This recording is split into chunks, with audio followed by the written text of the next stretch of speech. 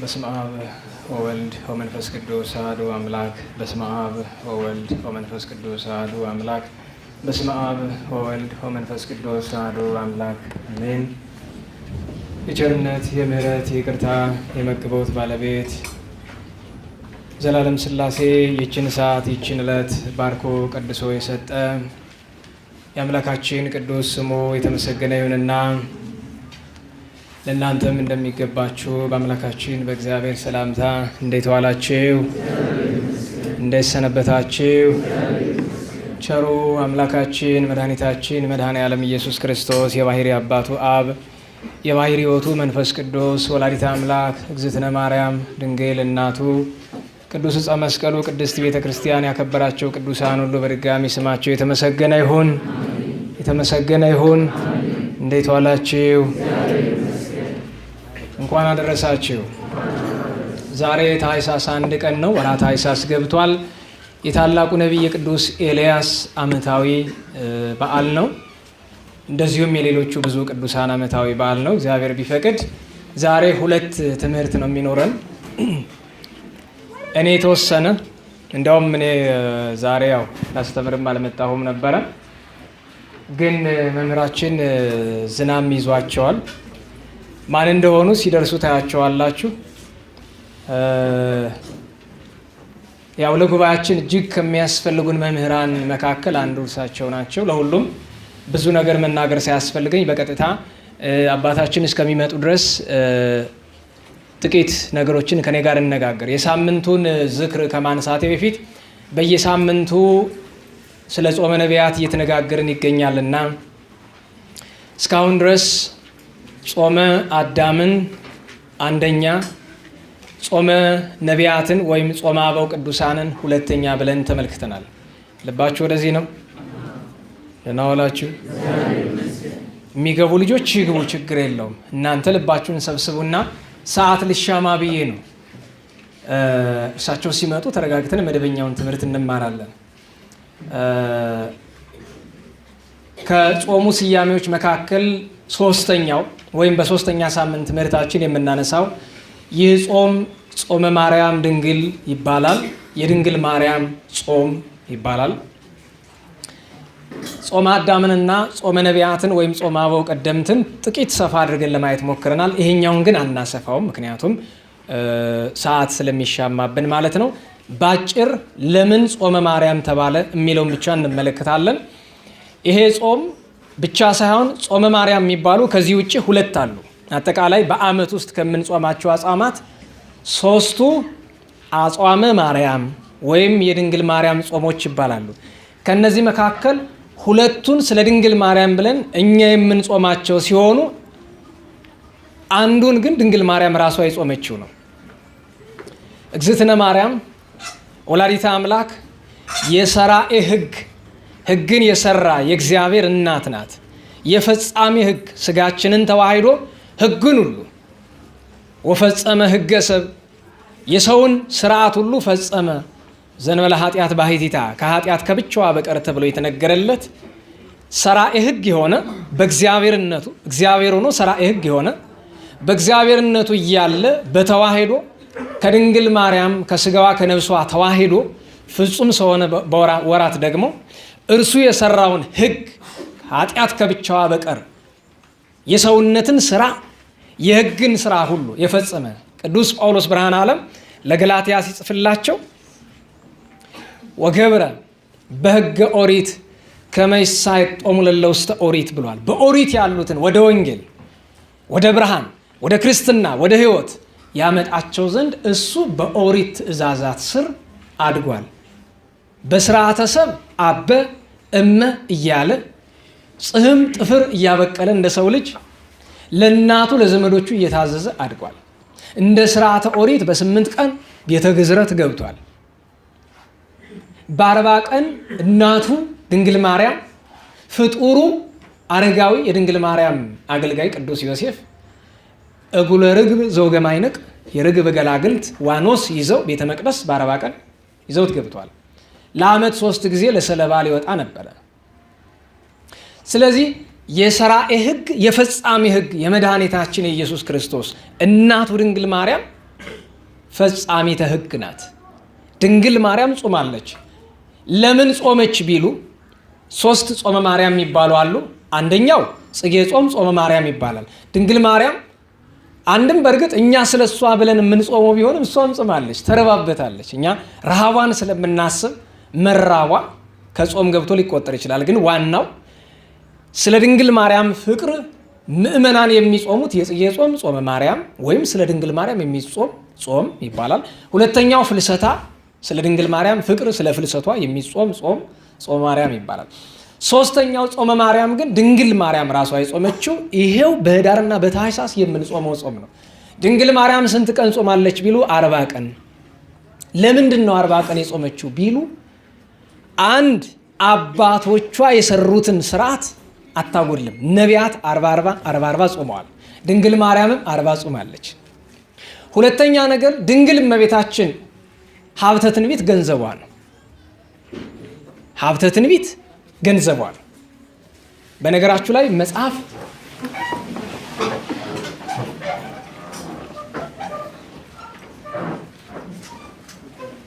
እግዚአብሔር ያክብራችሁ።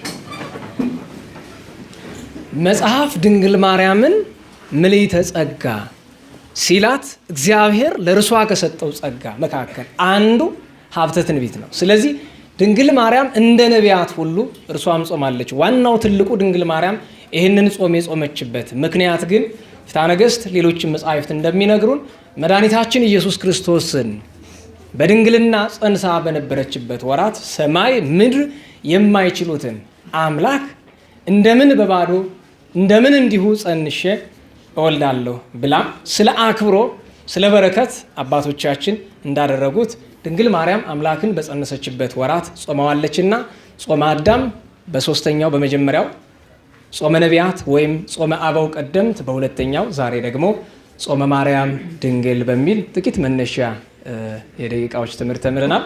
አባታችን መጋቤ ሐዲስ ብሉይ ወሐዲስ አባ ገብረ ኪዳን እዚህ ይገኛሉ። የዛሬ ትምህርት የሚሰጠን በእርሳቸው ነው። ያው ዝናብ ይዟቸው ነው እስካሁን ድረስ የቆዩት። በቀጥታ ሰዓት ላለመውሰድ ወደ ትምህርቱ እናልፋለን ማለት ነው። አምላከ አማልክት ምስጢሩን ይግለጥልን።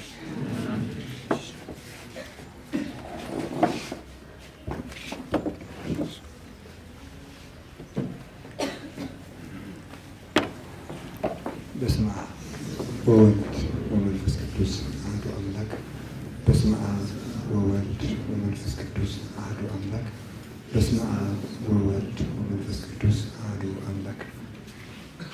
በባሕርይ ሞት በመንግሥቱ ሽረት የሌለበት ነፋሳት ሳይነፍሱ ቀላያት ሳይፈሱ አመድ ማለት ሳይበቅሉ ምድርና ሰማይ ሳይዘረጋ በአንድነቱ በሦስትነቱ ሲሰለስ ሲቀደስ የኖረ አባቶቻችን አምላክ ቅዱስ እግዚአብሔር በልብ አስበን በአንደበት ተናግረን ስለማንዘልቀው ቸርነቱ ስሙ ለዘላለም የተመሰገነ ይሁን። እግዚአብሔርን የወለደችልን የሃይማኖታችን መሰረት የድነታችን ምክንያት የፀሐይ ጽድቃችን ምስራቅ የሕይወት እንጀራችን መሶብ እናታችን ቅድስት ድንግል ማርያም ወላዲተ አምላክ ክብር ምስጋና ይግባት። አንድ አምላክ በሚሆን በአብ በወልድ በመንፈስ ቅዱስ ስም እንደምንሰነበታችሁ፣ እንደምን ዋላችሁ፣ እንደምን አመሻችሁ። ኃጢአታችን ታግሶ እስከዚች ሰዓት ያደረሰን የአባቶቻችን አምላክ ቅዱስ እግዚአብሔር የተመሰገነ ይሁን። በመካከላችን ተገኝቶ እንዲያስተምረን ቅዱስ ፈቃዱ ይሁንልን። እንደኛ ሰው ነበር በሚል ርዕስ እንማማራለን። እስኪ ሁላችሁም እንደኛ ሰው ነበር በሉ። ሁለተኛ እንድገም። ሶስተኛ እንድገም። የያዕቆብ መልእክት ምዕራፍ 5 ቁጥር 17 ላይ የምናገኘው ኃይለ ቃል ነው። ኤልያስ ዘከማነ ሰብ ወበከመ ነሐምም ውእቱሂ ይሐምም ወጸለየ ከመ ኢይዝንም ዝናብ ወኢዘንመ 3 ዓመተ ወ6 አውራሃ ወካዕበ ጸለየ ወወሀበ ሰማይ ዝናቦ ወምድርኒ ወሀበት ፍሬሃ ብሎ ይናገራል። ኤልያስ እንደኛ ሰው ነበረ። እኛ እንደምንታመም ይታመማል። እርሱ ግን ዝናብ እንዳይዘንብ ጸለየ። 3 ዓመት ከ6 ወርም ዝናም አልዘነመም። ዳግመኛም ጸለየ፣ ሰማይም ዝናሙን ሰጠ፣ ምድርም ፍሬዋን ሰጠች ብሎ በአማርኛ ይፈታል ማለት ነው። ስለ ቃሉ ያለው አምላክ ቅዱስ እግዚአብሔር ክብር ምስጋና ይግባው። እንደኛ ሰው ነበር። የኤልያስን ሙሉ ታሪክ አንተርከውም። ዛሬ ቅዱስ ኤልያስ ለ3 ዓመት ከ3 ወር ዝናብ ተከልክሎ ከቆየ በኋላ ዝናብ ያዘንም ዘንድ ለአክዓብ የተገለጠበት ዕለት ነውና የኤልያስን ሙሉ ታሪክ አንተርከውም። ግን እንደኛ ሰው ነበር የምትለውን ሐሳብ ብቻ ነው የምናየው። ኤልያስ ማለት ዘይት ጽኑዓ ኃይል ማለት ነው። ጽኑ ኃይል፣ በኃይሉ ጽኑ የሆነ ወይም ዘይት የሚል ትርጉም ይኖረዋል። ዘይት ማለት ደግሞ ደስታ፣ ቅብ፣ ጽኑ እንደማለት ነው። የዘይት ተግባሩ ምንድን ነው? ዝገትን ያርቃል፣ ብርሃንን ይሰጣል፣ ደስታን ይሰጣል፣ ምግብም ይሆናል ማለት ነው። ስለዚህ ኤልያስ የንጽህናው ፍሬ የሚመገቡት ኃጢአት ያስራባቸው ነፍሳት ከድንግልናው ፍሬ የሚጠግቡ የኃጢአት ሐሩር ያቃጠላቸው ነፍሳት ከድንግልናውና ከጸሎቱ ጠል የሚጠግቡ በትምህርቱና በድንግልናው ብርሃን የጨለመባቸውን አይምሯቸው የጨለመባቸውን መናፍቃን የሚያበራ እንዲህ ያለ አባት ክደትና ዝሙት ያደከማቸውን በኃይለ ድንግልናው የሚያበረታ ጽኑ የሃይማኖት ምሰሶ ሐሳዊ መሲህን እስኪቃወም ድረስ የሐሳዊ መሲህን የትምህርት የሃይማኖት እና የአዋጅ ጉልበት የማድከም ኃይል የተሰጠው ጽኑ አባት ነውና ኤልያስ ማለት ዘይት የሚል ትርጉም ይኖረዋል። ኤልያስ እንደኛ ሰው ነበረ። እንግዲህ ኤልያስን እንደምናውቀው ሲወለድ በእሳት ሰረገላ ተጠቅሎ ነው የተወለደው። ማለት በእሳት ተጠቅሎ ነው ሲወለድ የተወለደው። እንዲያውም አባቶቻችን ሊቃውንት ሲተረጉሙን ይላል መድኃኒታችን ኢየሱስ ክርስቶስ እርሱ ሲወለድ ምንም ምንጣፍ በሌለበት ትቢያ ባለበት የበለስ ቅጠል እስከሚለብስ ድረስ ራቁቱን ሲወለድ፣ ለባሪያው ለኤልያስ ግን በእሳት ተጠቅሎ እንዲወለድ አደረገ። ምክንያቱም እሱ ሲወለድ በትቢያ በበረት በከብቶች ግርግም ነው የተወለደው። ባሪያው ሲወለድ ግን በእሳት ተጠቅሎ እንዲወለድ አደረገ። ያውም ቅናቱ ነው እና መንፈሳዊ ፍቅሩ ነው። በመጽሐፍ ቅዱስ እሳት ሲተረጎም በእግዚአብሔር ፍቅር ነው የሚተረጎም። እሳተ አምጻይኩ ለብሔር ምንተ እፈቅድ ዘእንበለ አንድ ዶታ፣ ለዚች ዓለም እሳት አምጥቼላታለሁ ይላል መድኃኒታችን ኢየሱስ ክርስቶስ። ለዚች ዓለም እሳት አምጥቼላታለሁ ምንተ እፈቅድ ዘእንበለ አንድ ዶታ፣ ማንደድ ነው እንጂ ሌላ ምን እፈልጋለሁ ይላል በሉቃስ ወንጌል ምዕራፍ 12 ቁጥር 49 ላይ። እሳት አምጥቻለሁ ማንደድ ነው እንጂ ምን እፈልጋለሁ። እሳት አምጥቻለሁ ማለት ፍቅርን አምጥቼላታለሁ። ሰው ሙቀት ሃይማኖት ይለየዋል። ሃይማኖት እሳት ነው፣ ሰውን ያፈለዋል። ከቁረተ ሕሊና ከቁረተ ሕይወት ይለየዋል። አሁን ብዙ ጊዜ ሰው አንድ ሰሞን ጸሎተኛ፣ አንድ ሰሞን እንቅልፋም፣ አንድ ሰሞን ንጹሕ፣ አንድ ሰሞን ዘማዊ የሚሆንበት መሰረታዊ ምክንያት ምንድን ነው? ሙቀተ ሃይማኖት ስለሚለየው ነው። ሙቀተ ሃይማኖትም ይባላል። ሰማዕታትን አናዶ ወደ እሳት፣ ጻድቃንን አናዶ ወደ ዋሻ፣ ወደ ፍርኩታ፣ ወደ ገደል የሚያደርስ ፍቅረ እግዚአብሔር ሙቀተ ሃይማኖት ይባላል። ሙቀተ ሃይማኖት በምንድን ነው የሚገኘው? ፍቅረ እግዚአብሔርን በማጥናትና ቅዱሳት መጻሕፍትን ሁልጊዜ በመመልከት ነው። አሁን አንድ ሀሳብ ልንገራቸው። ሰው እንዲሁ እየጸለይኩም ጣዕም አላገኝም፣ እያነበብኩም ጣዕም አላገኝም፣ እየተማርኩም አይምሮዬ እርካታ አያገኝም ይላል እና በዚህ ግን አትደነቁም። ለምሳሌ እኔ ሐዲሳት ብሉያት አጥንቻለሁ፣ ግን እስካሁን ድረስ ጥሩ ሰው መሆን አልቻልኩም። ታዲያ እንግዲህ እኔ ሐዲሳት ብሉያት ተምሬ አሁንም እየተማርኩ ጥሩ ሰው ካልሆንኩ እናንተ 1-3-4 ስብከት ሰምታችሁ ጥሩ ሰው ባለመሆናችሁ ለምን ትናደዳላችሁ? ስለዚህ መሆን ያለበት መሰረታዊ ነገር ምንድን ነው? ሰው ራሱን ያሳድግ ዘንድ 24 ሰዓት የቅዱሳት መጻሕፍት ሕይወት ያስፈልገዋል ማለት ነው። ቅዱሳት መጻሕፍትን በየቀኑ ባነባ ሀባይኩ ነቢበከ ውስተ ልቤ ከመ ያብስ ለከ፣ አንተን እንዳልበድልህ የመጽሐፍህን ቃል በልቤ እሰውራለሁ እንዳለ ቅዱስ ዳዊት ዕለት ዕለት ቅዱሳት መጻሕፍትን ሰው ሲያነብ ሙቀተ ሃይማኖት ያገኛል። እነዚያ መጻሕፍት እያናደዱ እያቃጠሉ እየቆሰቆሱ እንጨት ካልተጨመረበት እሳቱ እንደሚጠፋ ሰው አንድ ቀን የተማረው 2 ቀንም የተማረው ወርም የተማረው ዓመትም የተማረው በየጊዜው ካልጨመረበት 4ቱን ጉባኤያት ቀርቶ ሌላም 8 ጉባኤ ኑሮ ቢማር በየጊዜው ካልቆሰቆሰው እየጠፋ አይምሮው እየቀዘቀዘ ቸልተኛና ልል ዘሊል ይሆናል። ኢትኩን ልህሉሃ በኩሉ ግብርከ ይላል ማር ይስሐቅ። በስራ ሁሉ ልል ሰው አትሁን። ስትጸልይም ልል ሰው፣ ስትሰግድም ልል ሰው፣ ስታስቀድስም ልል ሰው አትሁን። ልል ህይወት አትኑር። ጠበቅ ያለ ህይወት ይኑርህ። ያ ጥብቀት የሚመጣው ምንድን ነው? በፍቅረ እግዚአብሔርና በቅዱሳት መጻሕፍት አማካኝነት ነው ማለት ነው። እና እሳትን አምጥቼላታለሁ ለዚህች ዓለም ሌላ ምን እፈልጋለሁ ያለው ለዚህ ነው።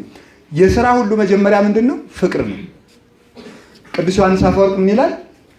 እስመ ምግባራት ሰናያት ይትወለዳ እምፍቅር ይላል። በጎ ስራዎች ሁሉ ከፍቅር ይወለዳሉ ይላል። በጎ ስራዎች ሁሉ ከፍቅር ይወለዳሉ። ኤልያስን በበረሃ ያንከራተተው፣ በረሃብ በጽም እንዲኖር ያደረገው፣ አንዲት ወዝ የጠገበች ልብስ ለብሶ እንዲኖር ያደረገው፣ ሌላው ቀርቶ እግዚአብሔር እንኳን ዝናብ እንዲያዘንብ ብሎ ምግቡን ሲያስቀርበት እዚያው ታግሶ ቁጭ ነው ያለ እንጂ ውሃ ፍለጋ ገደል ለገደል አልሮጠም። የኤልያስን ትዕግስት አበው ሲያደንቁ ኤልያስ ታጋሽ ነውና አሞራዎች ምግብ አስቀሩብኝ ብሎ ምግብ ፍለጋ አልሄደም። ታግሶ ከዚያው ከሳለ እግዚአብሔር ራሱ መልሶ ጠራው እንጂ ብለው ይናገራሉ። ስለዚህ ተመልከቱ፣ ኤልያስን እንዲታገስ ያደረገው ምንድን ነው? ፍቅረ እግዚአብሔርና ቅናት ነው። ፍቅረ እግዚአብሔርና ቅናት። ቅናት የሌለው ሰው እንኳንስ ለሰማዕትነት ሊጸልይም አይችልም፣ ሊሰግድም አይችልም። እግዚአብሔር እንደሚቀና ሰው መቅናት አለበት። ቅዱስ ኤፍሬም ሶርያዊ ይላል፣ ባል ሚስት አግብቶ ሲኖር ሚስቱን ሌላ ወንድ ቢይዝበት ይቀናል አይቀናል? ይቀናል አይደል? ይቀናል። ስለዚህ ይላል ተመልከቱ፣ ጌታዬ ኢየሱስ ክርስቶስ እኔንም እኮ ቅዱስ ጳውሎስ ለአንተ ንጹሕ ሙሽራ አድርጎ አጭቶኝ ነበረ፣ ግን እኔ አመንዝራ ሁኜ ለሰይጣን ትምህርት የጆሮዬን ድንግልና ሰጥቼዋለሁ፣ ልቤን ለሰይጣን ርኩሰት ሰጥቻለሁና እኔ ሙሽርነቴን እያፈረስኩ ስለሆነ ሙሽራ ዝም ብሎ አያይምና አንተም በእኔ ላይ ቅና ብሎ ይነገር። አንተም በእኔ ላይ ቅና። ልክ እግዚአብሔር በእኛ ይቀናል። ሰይጣን ሲወሽመን፣ የሰይጣን ትምህርት ሲያድርብን፣ ስንፍናው፣ ዘረኝነቱ፣ መለያየቱ፣ ትንኮሳው፣ ክፋቱ ሁሉ ሲያድርብን እግዚአብሔር ይቀናል። በዚያው መጠን ደግሞ ቤተ ክርስቲያንን ሰዎች ሲደፍሯት፣ ሕገ እግዚአብሔር ሲደፈር፣ ስርዓተ ቤተ ክርስቲያን ሲፋለስ፣ ስመ እግዚአብሔር ሲሰደብ የማይቀና ክርስቲያን አይደለም ነው። በእሳት ተጠቅሎ ተወለደ ማለት ቅናተ እግዚአብሔርን ገንዘብ ያደረገ ሰው ነበር ማለት ነው። ቅናተ እግዚአብሔርን ገንዘብ ያደረገ። የሥራ ሁሉ መጀመሪያ ምንድን ነው አልኳችሁ? የሥራ ሁሉ መጀመሪያ ምንድን ነው? ፍቅር ነው። የሥራ ሁሉ መጀመሪያ ፍቅር ነው። ማንን መውደድ ነው? እግዚአብሔር መውደድ ነው። እግዚአብሔርን መውደድ ኃጢአትን ለመጥላት የሚያስችለው ብቸኛው ጉልበት እግዚአብሔርን መውደድ ነው። አሁን አንዳንድ ጊዜ ሰው ብዙ ጊዜ እየተናዘዘ መልሶ ይሰራ ወደ ነበረው ኃጢአት እየወደቀ ይገባል። እየወደቀ መልሶ ይገባል። የተፋውን መልሶ ይልሳል። ለምንድን ነው ሲባል ፍቅረ እግዚአብሔር ስለሌለው ነው። ወበአምላኬ እታደዋ ለአረፍት ይላል ቅዱስ ዳዊት። በአምላኬ ኃይል ቅጥሩን እዘላለሁ። ቅጥር የተባለ ኃጢአት ነው ብለው ሊቃውንት ይተረጉሙታል። ቅጥር፣ አጥር የተባለ ግርግዳ፣ ጠፈር የተባለ ምንድን ነው? ኃጢአት ነው። ያንን መዝለል የሚቻለው እግዚአብሔርን መውደድ ነው። እግዚአብሔር ሰውን መውደዱ ራሱን አሳልፎ እስኪሰጥ እንዳደረሰው ሰው እግዚአብሔርን መውደዱ ደግሞ ራሱን አሳልፎ እስኪሰጥ ድረስ ያደርሰዋል ነው። ተሳየጥዎ በደሞሙ ለዘተሳየጦሙ በደሙ ይላል አረጋዊ መንፈሳዊ። ክርስቶስ በደሙ የገዛቸው ቅዱሳን እነሱም ክርስቶስን ደማቸውን ከፍለው ገንዘብ አደረጉት ይላል። ክርስቶስ ደሙን ከፍሎ ቤተ ክርስቲያንን እንደተዋሃደ ቅዱሳን ደማቸውን ከፍለው ክርስቶስን ተዋሃዱት ይላል። ክርስቶስን ለመዋሃድ ደምን መክፈል ያስፈልጋል ነው። እስከ መጨረሻው ድረስ ደም እስኪከፈል ተከፍሎ ከክርስቶስ ጋር መዋሃድ ወይም ሱታፊ አምላክ የሚባለው ኑሮ የሚገኘው ለዚህ ነው። አንድ ጥያቄ ልጠይቃችሁ። እናንተ አሁን እዚህ ትማራላችሁ፣ ታስቀድሳላችሁ፣ ኪዳን ታደርሳላችሁ፣ ትቆርባላችሁ። መንግስተ ሰማያት ለመግባት ነው አይደል? አይደለም ነው ነው? ተሳስታችኋል በእውነት። ለምን ነው? በእርግጥ ክደት ሊመስል ይችላል አይደል? ለምንድን ነው ሰው ክርስቲያን መንግስተ ሰማያት ለመግባት አይደለም የሚኖረው? ክርስቶስን ለመዋሃድ ነው። ክርስቶስን ለመዋሃድ በሉ። እሱን ገንዘብ ካደረግን የእሱ የሆነውን ነገር አናጣው። ሲኦልን ፈርቶ ገነትን ወዶ ጽድቅ የሚሰራ ክርስቲያን ሊባል አይችልም። ራሱን ክርስቶስን ወዶ ነው። ራሱን ክርስቶስን ወዶ ነው። እንደዚያ ከሆነ ግን በመስፈርት መኖር እንጀምራለን። እንደዚያ ፈሪሳዊ ከሳምንቱ 2 ቀን እጾማለሁ እቆርባለሁ። ስለዚህ መንግስተ ሰማያት ለመግባት መስፈርቱ ምንድን ነው ብለን እንደ ስራ ውድድር እጾማለሁ፣ እጸልያለሁ፣ እሰግዳለሁ፣ ንስሐ አባትም አለን ብለን አርፈን ቁጭ እንላለን ማለት ነው። የክርስቲያን መንግስተ ሰማያትማ በቀዝቃዛ ውሃም እኮ ይገባል። አይገባም እንዴ?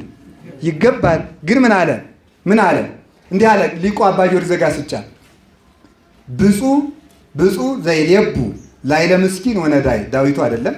ብፁዕ ዘይሌቡ ላይለ ምስኪን ወነዳይ ከመ ይድሃን ብኪ እምዕለተ ኩነኔ አባይ በእንቲአኪ ማርያም ወበንጽሕናኪ ሰናይ አኮ በብዙ ንዋይ መንግስተ ሰማያት ይትረከብ በማይ ይላል። ምን ማለቱ ነው? ተመልከቱ። ያንቺን ስም አስቦ ለድሃ የሚመጸውት ሰው የተባረከ ንዑድ ክቡር ነው።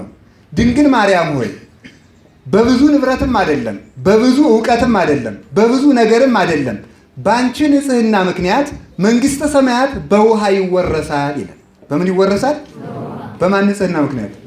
በእመቤታችን ንጽሕና ምክንያት መንግስተ ሰማያት በውሃ ይወረሳል ነው። ትልቁና መሰረታዊ ነገር ክርስቶስን መዋሃድ ነው። ክርስቲያን ምድርን በውከት ኑሮ መንግስተ ሰማያት ውስጥ በኋላ ማረፍ አይደለም። በምድር ውስጥ በረፍት መኖር አለበት። በረፍት መኖር ማለት ምን ማለት ነው? ረሃብ ይቅርልን፣ ጦርነት ይቅርልን፣ ችግር ይቅርልን ማለት ነው አይደለም። በስቃይ ውስጥ በረፍት መኖር። እየሰማችሁ ነው? በስቃይ ውስጥ በረፍት መኖር ቀላል ገንዘብ እንዳይመስላችሁ። ሰዎች በንብረት፣ ሰዎች በጦርነት፣ ሰዎች በአጃቢ በስልጣን ያጡትን ሰላም ሰው ተቸግሮ ያገኘዋል ማለት ነው። ክርስትና እንደዚያ ነው። ነገሩ የሚገኘው በተቃርኖ ነው። ሰዎች የሚያገኙ ተመልከቱ። ባለጸግነት በክርስትና ባለጸግነት ድህነት ውስጥ ነው ያለ። ፈውስ ያለው መታመም ውስጥ ነው። ፈውስ ያለው ማለት ነው። ክብር ያለው መዋረድ ውስጥ ነው። ልብስ ያለው መራቆት ውስጥ ነው። ልልና ያለው ትህትና ውስጥ ነው። ክርስትና እንደዚህ ነው። ተገልብጦ ነው ነገሩ ነው።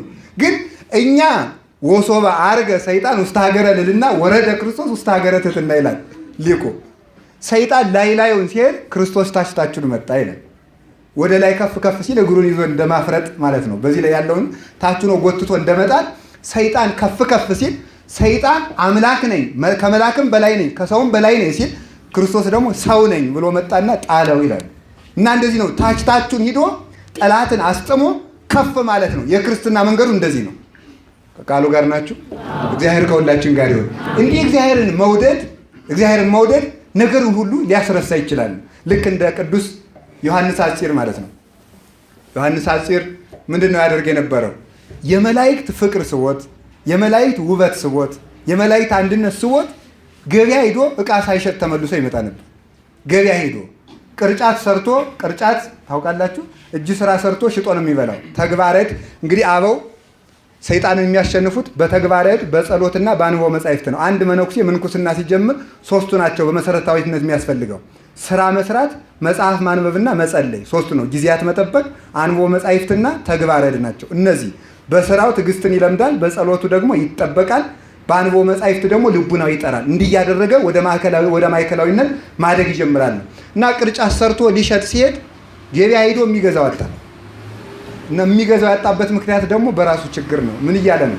ቅርጫቱ ስንት ነው ሲሉት ሚካኤልኑ የአቢ ወሚመ ገብርኤል ይላል። ዋጋው ስንት ነው ሲባል ሚካኤል ነው ገብርኤል ነው የሚበልጠው ይላል። ገበያ መሀል ተቀምጦ የቅርጫቱን ዋጋ ተናገር፣ ሚካኤልና ገብርኤል ከዚህ ምን አመነጣቸው ብለው ይጠይቁታል። ሚካኤልኑ የአቢ ወሚመ ገብርኤል ብሎ ይመልሳል። እንደዚህ እያለ የሚሸጠው የሚገዛው አጥቶ ማታ ቅርጫቱን ተሸክሞ ቤቱን መጣ ነበር ይላል። የመላእክት ውበት እንደዚህ ከሳበ የድንግል ማርያም ውበትማ ምን ያህል ይስብ! የእሷ ውበትም ደግሞ እጹብ ድንቅ ከሆነ የእግዚአብሔር ውበትማ ምን ያህል እጹብ ድንቅ ይሆን!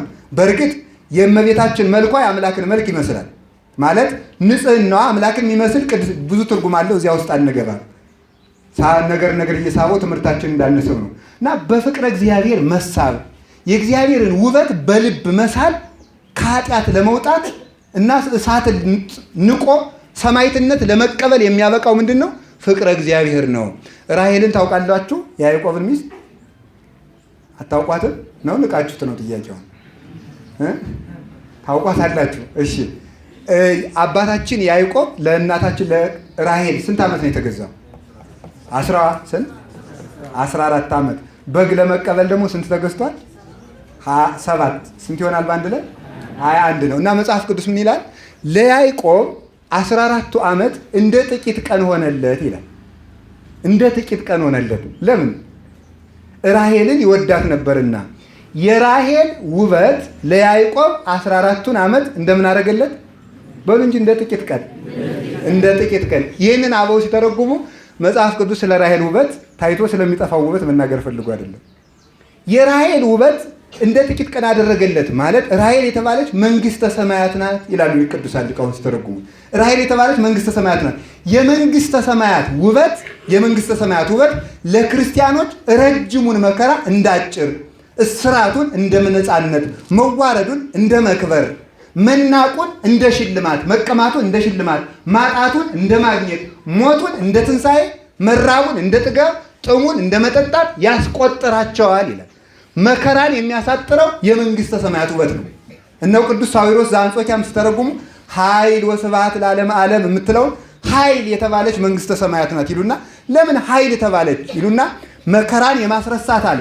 በእሳት ውስጥ የሚያዘምር ኃይል፣ በበረዶ ውስጥ መካከል የሚያስታግስ ኃይል፣ ቅጠል እየበሉ የሚያጣፍጥ ኃይል፣ ድምፀ አራዊትን፣ ጸባጋንንትን፣ ድንጋይ ተንተርሶ የመኖርን ኃይል፣ ብቸኝትነትን የማስረሳት ኃይል፣ ግርማ አራዊቱን፣ እሳቱን፣ ስለቱን የሚያስንቅ ኃይል ያላት መንግስተ ሰማያት ናት ይላል። መንግስተ ሰማያት ይህን ሁሉ የሚያስንቅ ኃይል አላት። ነገስታቱን ዘውድ አሽቀንጥረው ጥለው አስቀምጠው ዘውዳቸውን ንቀው ዋሻ እንዲንከራተቱ የማድረግ ኃይል ያላት የመንግስተ ሰማያት የውበቷ ኃይል ነው። ከቃሉ ጋር ናችሁ? እግዚአብሔር ከሁላችን ጋር ይሁን። ስለዚህ ክርስቲያን አኗኗሩ መጀመሪያ በክርስቲያናዊ ልምምድ ውስጥ ቅናት፣ ፍቅር፣ እነዚህ ሁለቱ ክርስቶስን ባይኑ እንዲስል ያስችሉታል ማለት ነው። ክርስቶስን ባይን መሳል የተረዳችሁኝ ይመስለኛል። ባይን መሳል ማለት ከማለዳ ጀምሮ ሌሊቱን ሙሉ ሲተኛም ክርስቶስ ተቸንክሮ እያየው፣ ሲነሳም ክርስቶስ ተቸንክሮ እያየው፣ ሲመገብም ክርስቶስ ሲራብ እያየው፣ ሲጠጣም ክርስቶስ ተጠማው ሲል እያየው፣ እስር ቤት ውስጥም ክርስቶስ ሲታሰር እያየው፣ ሲራቆትም ክርስቶስ ሲራቆት እያየው፣ ሲሰደድም ክርስቶስ ግብፅ ሲወርድ እያየው፣ ኑሮውን ሁሉ አይኑ ላይ ልቡ ላይ ክርስቶስን ስሎ ይኖራል ማለት ነው። ክርስቶስን ስሎ መኖር ቀላል እንዳይመስላችሁ። እኔ ከልቤ ነው። ሆድ ቁርጠት፣ ራስ ፍልጠት እንኳን ሲይዘን መድኃኒታችን ኢየሱስ ክርስቶስ ሲቸነከር ትዝ ካለን ቀለል ብሎን መዋል እንችላለን። የምሬን ነው የምነግራችሁ ይሄን ማለት ነው። በተግባራዊ ክርስትና ውስጥ መለማመድ እንችላለን። ይሄን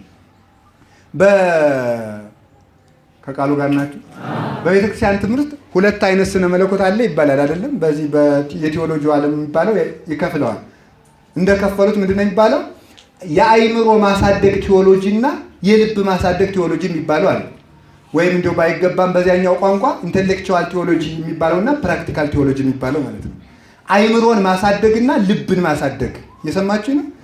አይምሮን ማሳደግ በእውቀት ነው፣ በጉባኤ በመማር መምህራንን በመጠየቅ ቅዱሳት መጻሕፍት በማንበብ ነው። ስለዚህ ክርስቲያን ሁለቱን ነው የሚያሳድገው፣ አይምሮውን። ልቡን ደግሞ በተግባራዊ ክርስትና ነው የሚያሳድገው። የሰማውን ማታ ሄዶ በመጀመር፣ ማታ ያነበበውን ማለዳ በመጀመር በማንሰላሰል ከዚያ በኋላ ፍቅረ እግዚአብሔር እየተሳለበት ይሄዳል። በኋላ እያደገ ሲሄድ ሰውየው ሰማይ፣ ክርስቶስ ፀሐይ መሆን ይጀምራሉ ማለት ነው። ሰውየው ሰማይ ይሆናል፣ ክርስቶስ ፀሐይ ይሆናል። ከዚያ በኋላ ተመልከቱ፣ እንደምታውቁት ነው። አሁን እናንተ ከዚህ ቤት ወጣችሁ ከፍ ብትሉ እኔ ቁመቴ አጠር ይላል። ከፍ ስትሉ አጠር እላለሁ፣ ግን እግሬ አልተቆረጠም። ለምንድነው እንደዚያ የሚሆነው? የእናንተ ከፍታ እኔን ዝቅ ያደርገኛል አይደለም እንዴ? ሰው በቅድስና ከፍ ሲል ዓለምን መናቅ ይጀምራል ማለት ነው። ዓለምን የመናቅ ጉልበት የሚገኘው እኛ ከፍ ብለን ማየት ስትጀምር ነው። ከፍ ያለ ሀገር አለኝ። በነገራችሁ ላይ የክርስትና ሽልማቱ የሰማዩን ስጋዬን የበላ ዘበላ ስጋዬ ወሰቴ ደሜ አለና በሕይወት ዘላለም ካለ በኋላ ወበዳሃሪት ዕለት አነስኦ የሚል ቃል ጨምሮበታል። በመጨረሻው ሰዓት እኔ አነሳዋለሁ ብሎ ተናግሯል። ዛሬ አነሳዋለሁ የሚል የለበትም። እኔ በመጨረሻው ሰዓት አነሳዋለሁ። ስለዚህ የክርስቲያን ሙቀቱ፣ ኃይሉ፣ ብርታቱ፣ ጉልበቱ ምንድነው? ትንሣኤ ነው። ኤልያስ ቅዱስ ቴዎዶሲዎስ ዘአርዮስፋጎስ እንደሚተረጉመው ኤልያስ ከአባቶች አልበልጥምና ግደለኝ ብሎ እግዚአብሔርን ለምኖት ነበር ይላል። እና ኤልያስ እንዴት ነው ግደለኝ የሚል? ኤልዛቤልን ፈርቶ ነው ወይ? ከቃሉ ጋር ናችሁ? ኤልዛቤልን ፈርቷት ነው ወይ? ኤልያስ በሰዓት ተጠቅሎ የተወለደው ኤልያስ፣ ደመናን የጠቀሰው ኤልያስ፣ ኤልዛቤልን ፈርቶ ነው ወይ ይላል።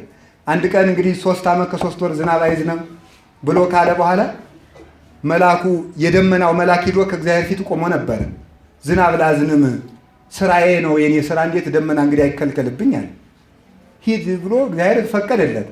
ሄዶ ደመና ጠቀሰ። የደመናው መልአክ ኤልያስ እኔ ሳልፈቅድ ደመና የሚያጓጉዝ ማን ነው ብሎ ደመናውን በዓይኑ ጠቀሳት። እንደገና ደመናይቱ መልሳ ወረደች ይላል። ከዚያ በኋላ ተመልከቱ፣ መልአኩ ልክ ነው አይደለም? መልአኩም ልክ ነው። ኤልያስስ እና የቱን እንዴት አድርገን እናስታርቃቸው? ኤልያስ 3 ዓመት ከ3 ወር ብሎ ለጎመ። የደመናው መልአክ ደግሞ እንዴት የኔ ስራ ማዝነብ አለብኝ ብሎ ደግሞ እግዚአብሔርን ጠየቀ። ስለዚህ እንትን መልአኩ ለመግቦቱ፣ ኤልያስ ለአምልኮቱ ተብሎ ይተረጎማል። መልአኩ ለመግቦቱ እግዚአብሔር በደመና አብቅሎ በዝናብ አብስሎ ይመግባል። ለመግቦቱ ቀንቶ ነው። ፍጥረት መግቦት አይቋረጥበት ነው። ኤልያስ ደግሞ ለምኑ ቀንቶ ነው? ለአምልኮቱ ቀንቶ ነው። በዝናብ አብቅለህ በፀሐይ አብስለህ ብትመግበው ነው የሁሉ ሕዝብ የጠገበ። ስለዚህ ዝናብ ከልክልና ወደ አምልኮት ይመለስ ነው። ስለዚህ ሁለቱም ልክ ናቸው። ትልቁ መሰረታዊ ነገር ግን ቅናት ነው። ቅናት ስለ እግዚአብሔር እንዴት የአባቶች አምላክ እንዴት የእግዚአብሔር ቤት እንዲህ ትቢያ ይወርሰዋል ብሎ መቅናት፣ በራስ ላይ መቅናት በእግዚአብሔር ፊት መቅናት ማለት ቤተክርስቲያን ሲቃጠል መቼም ሁላችሁም ድንጋይ ይዛችሁ ትሮጡ ይሆናል። እዚህ ያላችሁት አትሮጡም? ትሮጣላችሁ አይደል? እና የእግዚአብሔር ቤት ሲቃጠል ማለት እኮ የእኛን አካል ዝሙት ሲያቃጥለው ድንጋይ ይዘን መሮጥ አለብን ማለት ነው። ድንጋይ ይዘን መሮጥ አለብን። ነገር ሲያቃጥለን፣ ነገር ስራ፣ ሆዳምነት ሲያቃጥለን ድንጋይ ይዘን መሮጥ አለብን። ድንጋዩ ጴጥሮስ ነው። ጴጥሮስም የንስሐ አባት ነው። አንተ ኮክ ብሎታል። አንተ አለት ነህ ወዲህ በዛቲ ኮክ አህንጻ ለቤተ ክርስቲያን ብሏል። ስለዚህ ተመልከቱ፣ መቅናት አለባችሁ።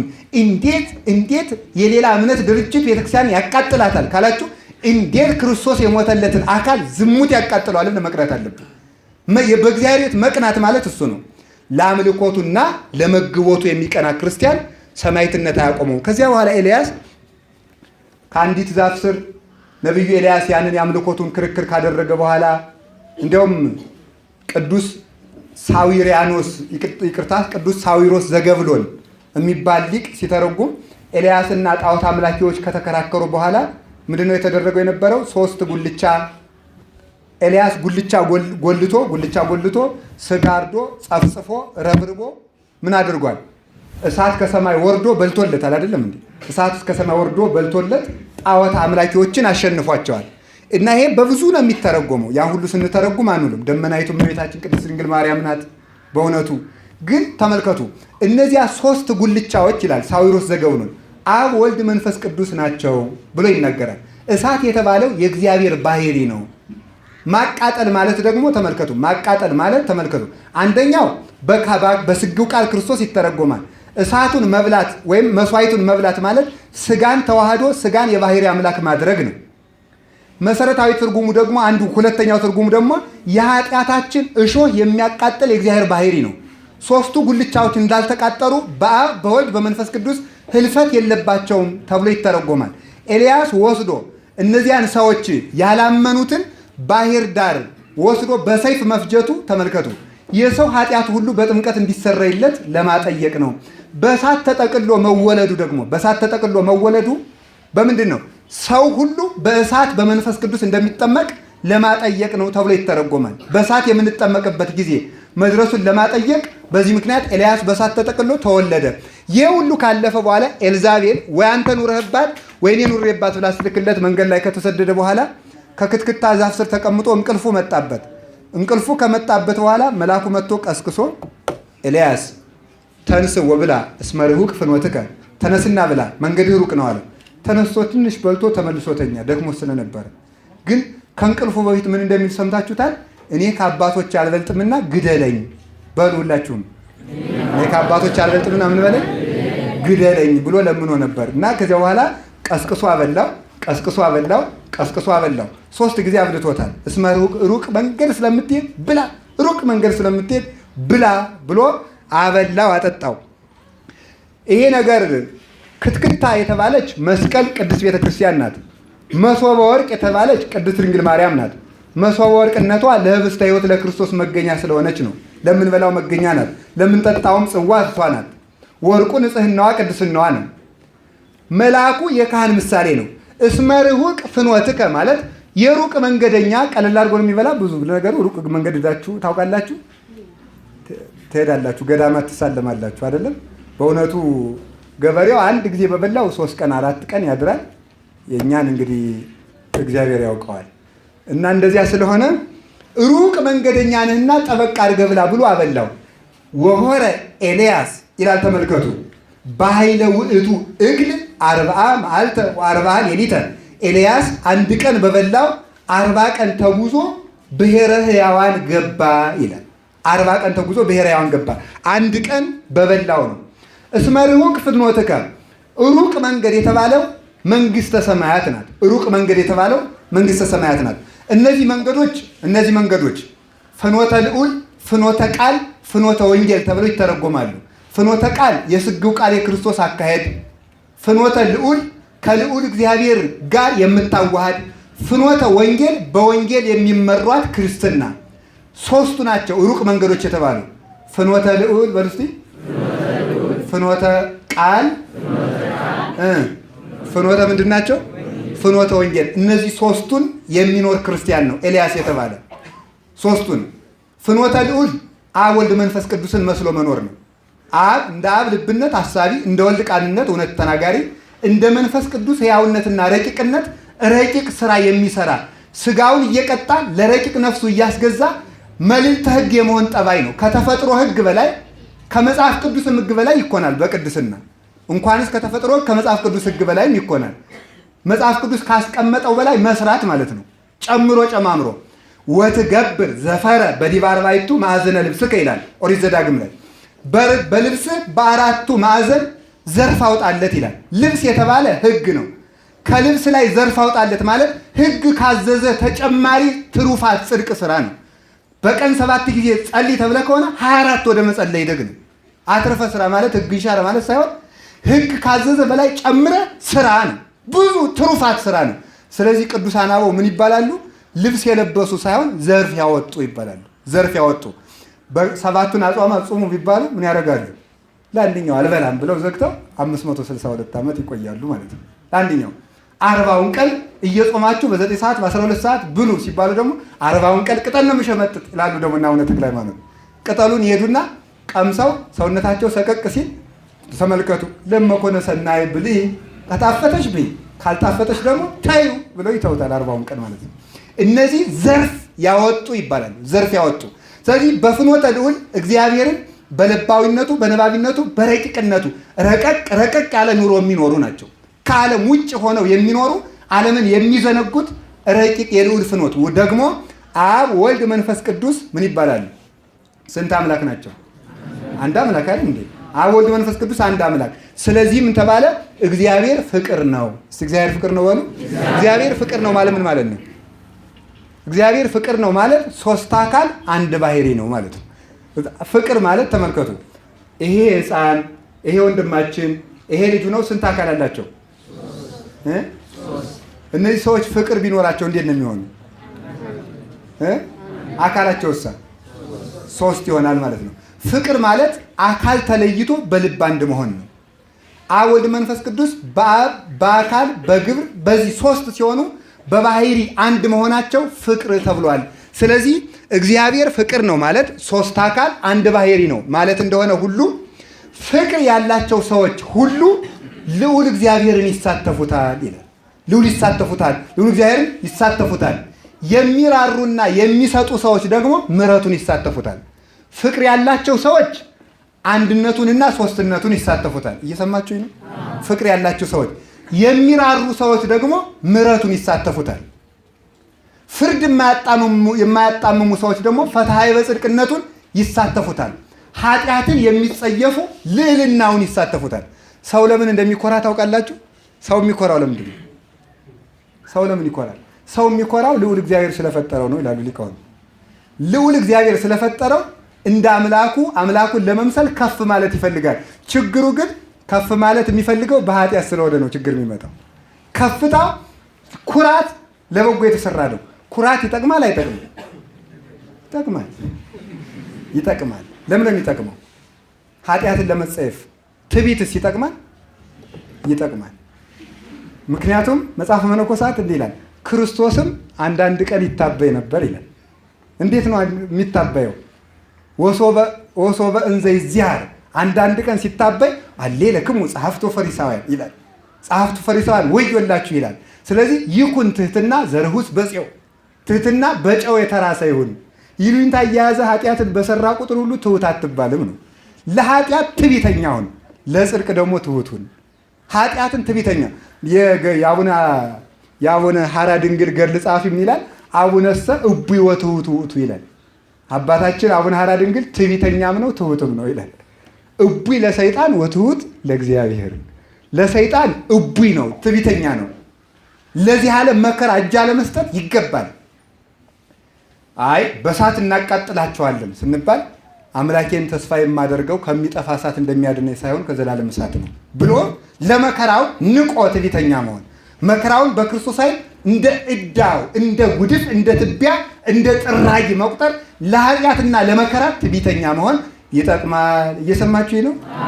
እንደዚህ ያለው ለመናፍቅ ለምንፍቅና ለክደት ትዕቢተኛ ጽዩፍ መሆን ይሄ ትዕቢተኛ ይባላል ማለት ነው። ስለዚህ ልዕልናውን ከፍ ያለ ነገር በማሰብ ከዘረኝነት ወጥተው የመላእክትን ዝምድና፣ ከምድራዊ እንጀራ ወጥተው ስጋውን ደሙን፣ ከምድራዊ ልብስ ወጥተው ክርስቶስን መልበስ፣ ከምድራዊ ጫማ ይልቅ ወንጌል ወደ መጫማት፣ ከምድራዊ ጦር ጋሻ ወደ መስቀል፣ ከምድር ቤት ወደ መንግስተ ሰማያት ከፍ የሚሉት ልዕልናውን ይሳተፉታል። በቅናታቸው ደግሞ እሳታዊ ባህሪውን ይሳተፉታል። በቅናታቸው ማለት ነው። የሚቀና ሰው ለአምልኮቱ የሚቀና ሰው የእግዚአብሔርን እሳትነት ይሳተፈዋል። ኤልያስ ይሄንን የተሳተፈ ነው። ስለዚህ ይሄ ፍኖተ ልዑል ይባላል። በሉ ፍኖተ ልዑል በሉ። የልዑል ልጅ ልዑል ማለት የልዑል ልጅ የንጉስ ልጅ ንጉስ ነው። የንጉስ ልጅ ሲወጣ ባረባ ቦታ ይውላል አይውልም? እንዲያውም ሲወጣ ቀኝ አዝማች ግራ አዝማች ጥላ ይዘውላቸው ነው የሚወጡ። እኛ የልዑል እግዚአብሔር ልጆች ነን። በሚሞቱ ወታደሮች አንጠበቅም። ቅዱሳን መላእክት በተለይ ቅድስና፣ ንጽህና፣ ትሩፋትን፣ ዳዊት መድገምን፣ ገድላተ ቅዱሳንን መጸለይን የሚያዘወትሩ ክርስቲያኖች መላእክት እኔ ክንፌን ላልብሰው እያሉ ሲሻሙባቸው ያድራሉ ይውላሉ ይላል። ስለዚህ የልዑል ልጅ እንደመሆናችን ማሰብ ስንጀምር በዚህ ልዕልናውን እንሳተፋለን። ፍኖተ ልዑል የሚባለው የሥላሴን አነዋወር መሳተፍ ነው። ከቃሉ ጋር ናችሁ? ወይም ደግሞ ውስጥና ውጭን ማስታረቅ ነው። ውስጥና ከዚያ ወደዚህ እናምጣው። ፍኖተ ቃል የሚባል ደግሞ አለ። በሉ ፍኖተ ቃል በሉ። የአካላዊ ቃል የክርስቶስ ምንድን ነው? ጎዳና ነው። የአካላዊ ቃል የስግው ቃል የክርስቶስ መንገድ ማለት ነው። ፍኖተ ቃል ማለት ክርስቶስ የሄደበት መንገድ ነው። ክርስቶስ የሄደበት መንገድ ማለት ክርስቶስ ከድንግል እናቱ ተጸንሷል አይደለም? ሰውም ድንግልናውን ጠብቆ ክርስቶስን ይጸንሰዋል ይላሉ ሊቃውንቱ። ችግር መጣ? መጽሐፍ ቅዱስ የሚለውን እንገሩ። እናትህና ወንድሞቼ ይፈልጉሃል አሉት ጌታን። ምን ብሎ መለሰ? እናቴና ወንድሞቼ የእግዚአብሔር ይህን ቃል የሚሰሙ ናቸዋል አይደለም? እና ሰውሽ የክርስቶስ ወንድምስ ይሁን የክርስቶስ እናት እንዴት ሊሆን ይችላል ይላሉ ሊቃውንቱ። ምክንያቱም እና አሁን እናንተ ይህን ቃል እየሰማችሁ ነው። የክርስቶስ ምን ሆናችሁ? እናት። የክርስቶስ እናቱና ወንድሞቹ እንዴት ነው የምትሆኑት ነው? እንዴት ነው መሆን የምንችለው? እኔም ሆነ ሁላችሁም። እና እንዴት ሰው እናቱ እነ ቅዱስ ኤፍሬም ተርጉመውታል። እንዴት ነው ሰው የክርስቶስ እናት ሊሆን የሚችለው ቢልና ቃሉን በድንግልና በመጽነስ ቃሉን በምን በመጽነስ ድንግልና ማለት ነው። የጆሮ ድንግልና አለው። ለምን አለማስወሰድ ነው? ለሐሜት፣ ለዘፈን፣ ለወሬ። እንዲሁ በእውነት እንደ ወሬ ያለ በሽታ የለም። ሌላ ጊዜም እንደተነጋገርነው አፄ ቴዎድሮስ እንኳን ጦር ወሬን ፈርቻ አላውቃለሁ እንደተባለ ወሬ አገርን የሚፈታት ወሬ ነው። ቤተክርስቲያንን የሚበጠብጣት ወሬ ነው። ወሬኛ ሰው ምንጊዜም ዓለም እንደበጠበጣት ይኖራል። እና ተመልከቱ፣ ምንጊዜም ከወሬና ከደጋፊነት ክርስቲያን መራቅ አለብን። ደጋፊ ክርስቲያንና ወሬኛ ክርስቲያን የትም አይደርስም። ተከታይ ክርስቲያን ግን ይድናል። እየሰማችሁ ነው? ተከታይ ክርስቲያን ይድናል። ስለዚህ የጆሮአችን ድንግልና መጠበቅ አለበት። ክሳድኪ ከማር ማስቆስ እንደተባለው ማለት ነው። እንዲሁ የኛ የሆነ ያልሆነ ቅርሻት፣ የመናፍቃን የወሬ ቅርሻት፣ የተረት ቅርሻት የሚገባብን ሳይሆን ንጹህ የክርስቶስ ወይም ኦሪት፣ ንጹህ ወተት ወንጌል የሚንቆረቆረብን ንጹህ የእግዚአብሔር ማሰሮዎች ነን። ስለዚህ በድንግልና ክርስቶስን እንጸንሳለን። ይህንንም ነቢዩ ምን ብሏል? በይንተ ፈሪሆትከ እግዚኦ ምንድን ነው? ጸነስነ ሐመምነ ወወለድነ። በአንተን በመፍራት ጸነስን ምጥም ያዘን ወለድን ይላል ኢሳይያስ። ጸነስን፣ ቃሉን እንጸንሳለን። አሁን እየጸነስን ነው። በሉ እየጸነስን። አሁን ደግሞ ተመልከቱ። ከዚያ ቦይ ጊዜ ለጸኒስ ወቦይ ጊዜ ለወሊድ አለ ሰሎሞን። ደግሞ ለመጽነስም ምን አለ? አንዲት ሴት ሁልጊዜ ጸንሳ ብትኖር ምን ትባላለች? 3 ዓመት ቢሞላት ሳትወልደው ጤነኛ ናት አይደለችም? ጤነኛ ናት። ሁልጊዜ እየሰማ የሰማውን የማይጀምር ክርስቲያን ጤነኛ አይደለም ማለት ነው። ጤና የጎደለው ነፍሰ ጡር ነው ማለት ነው። ስለዚህ ሰው ይጸንሳል፣ የእግዚአብሔርን ቃል ይጸንሳል። ቃሉን ሰምቶ በልቡናው ሲቀርጸው ድንግል ማርያም አካላዊ ቃልን በንጹህ ድንግልናዋ እንደቀረጸችው ይመስላል ይላል። ከቃሉ ጋር ናችሁ? ከዚያ ሐመምነ ወወለድነ ምጥም ያዘን። ምጥ የተባለው ደግሞ የሰማነውን ቃለ እግዚአብሔር ለመተግበር በምንሮጥበት ጊዜ የሚደርሰን የሰይጣን ትግል ነው። ልንጸልይ ስንል እንቅልፉ፣ ልንሰጥ ስንል ንፍገቱ፣ ንጽህና ልንጠብቅ ስንል ዝሙቱ፣ ልንጾም ስንል ሆዱ፣ አንድ ልንሆን ስንል ዘረኝነቱ። ይሄ ንቅ አድርጎ የሚይዘው እሾሁ ማለት ነው። ወጠበቆ የተባለው ዘሩን አንቆ ያዘው የተባለው እሾህ ትካዘ ዓለም ሀሌው መንበር ፍቅረ ውሉድ ወብሲት የሚባለው ነው። ይሄ በየት ሀገር እኖራለሁ፣ ምን እበላለሁ፣ ምን እጠጣለሁ እያሉ ስለ ዓለም መጨነቅ ፍሬው እንዳያፈራ አንቆ የሚይዘው እርሱ ነው። ስለዚህ ክርስቶስን የሚመስሉት እናቱ የሚባሉት በድንግልና የሚጸንሱ ናቸው። ድንግልናችን እንድንጠብቅ አምላከ ቅዱሳን ይርዳን። ሰው ስለዚህ አግብቶ ድንግልና አለው ማለት ነው። እየሰማችሁ ነው? ሰው አግብቶ ድንግልና አለ። የምን ሰው ደግሞ አይጣ ላይ ድረስ ነው፣ ለሌላ እንዳትወስዱት። ስለዚህ ድንግልና አለው ማለት የልብ ድንግልና ይኖረዋል። ለክርስቶስ ብቻ የሚጠብቅ ራሱን ለክርስቶስ ያጨ ክርስቲያን ድንግልና ይባላል። ድንግልናውን የሚያሳጡት እነማን ናቸው? ኃጢአትና አላውያን ነገስታት፣ መከራ፣ ሰይጣን። እነዚህ ድንግልናው ሊገፉ ይመጣሉ ማለት እርኩስ ዘማዊ በውድ ጠይቆ እምቢ ቢባል በግድም ቢሆን ፈቃዱን እንዲፈጽም ሰይጣን በትምህርት እምቢ ያላሉትን ክርስቲያኖች በአዋጅ በነገስታትና በመከራ ሊያስክዳቸው ይፈልጋል። በዚህ ሁሉ ጮኸውም ታግለውም እንደ ሶስና ቤተክርስቲያን እንደሆነች ማለት ነው። ሶስና ራሷን እንደጠበቀች እሪ ብላ ጮኻ ራሷን እንዳወጣች ወደ ክርስቶስ እያለቀሱ እየጸለዩ ከዚህ ዓለም እንድፈርህ ከሚሉት ከሰይጣንና ካላውያን ነገስታት መከራ ራሳቸውን በጸሎትና በጥባት በትዕግስት የሚያልፉ ክርስቲያኖች ድንግልናቸውን ለክርስቶስ የጠበቁ አምሳለ ድንግል ማርያም ይሆናሉ ማለት ነው። አምሳለ ድንግል ማርያም ነው። አምሳል ነው። ከቃሉ ጋር ናችሁ? አባ ብታውቅባት ገረገራ ሟልድባ ናት ይባላል አይደል? ብናውቅበት መልካችን እንደዚህ ያለ ነው። ወደዚህ የሚወስደን ነው መልካችን ማለት ነው። ይሄ ፍኖተ ልዑል። ከቃሉ ጋር ናችሁ? እግዚአብሔር ከሁላችን ጋር ይሁን። ጌታችን መድኃኒታችን ኢየሱስ ክርስቶስ ከድንግል ማርያም ሲመጣ ከሰባቱን ሰማያት ዝቅ አድርጎ መጣ ይባላል አይደለም? ሰባቱን ሰማያት ጥሏቸው አይደለም። አጽነነ ሰማያት ወረደ ብሏል ቅዱስ ዳዊት።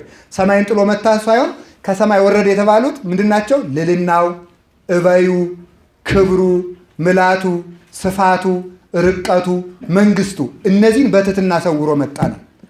እነዚህን በትህትና ለሰው ድነት ሲል ሰውሮ እንደመጣ ክርስቲያንም መብላት ሲገባው ሊረው ይችላል። ማረፍ ሲገባው ላይተኛ ይችላል። መከበር ሲገባው ሊዋረድ ይችላል። ይህ ፍኖተ ልዑል ይባላል። ከምላት ወደ መወሰን፣ ከርቀት ወደ ግዘፍ፣ ባለጸጋው በድህነት እስኪገለጥ፣ በነዳይ ስጋ እስኪታይ፣ ምራቅ እስኪተፋበት፣ እስኪታሰር፣ እስኪሞት፣ የተናቀች ሞትን እስኪሞት ድረስ እንደደረሰ ክርስቲያን ክርስቶስን መስሎ ይሄ ሁሉ መከራ ሲደርሱበት ፍኖተ ቃል ይባላል። አካላዊ ቃልን ይመስለዋል። ምጥ የተባለ ክርስቶስን ለመውለድ ክርስቶስን መስለን የሚደርስብን መከራ ነው። እሱ ራሱ ዮሐንስ 16 ላይ ልትወልድ የተቃረበች ሴት ለጥቂት ቀን ታዝናለች፣ ከወለደች በኋላ ግን ምጧን ትረሳለች ብሎ የተናገረው ይሄንን ነው። ወም ከመውለደት እሰይ ትዘከሮ ለሕማማ። ከወለደች በኋላ ልጁን ታይና ምጡ ትዝ አይላትም። ኧረ እንኳንም ብላ ምጡንም እንኳንም ያውሉ መከራ ደረሰብኝ ብሏል። ልጇን እቅፍ እንደምታረግ እናንተም መንግስተ ሰማያትን ስታዩዋትና ስትገቡባት ኧረ ሲያንሳይ ነው ያ መከራ ስትላላችሁ። ለዚያ ነው ምጥ ማለፉ እንዳይቀር መከራ ማለፉ አይቀርም።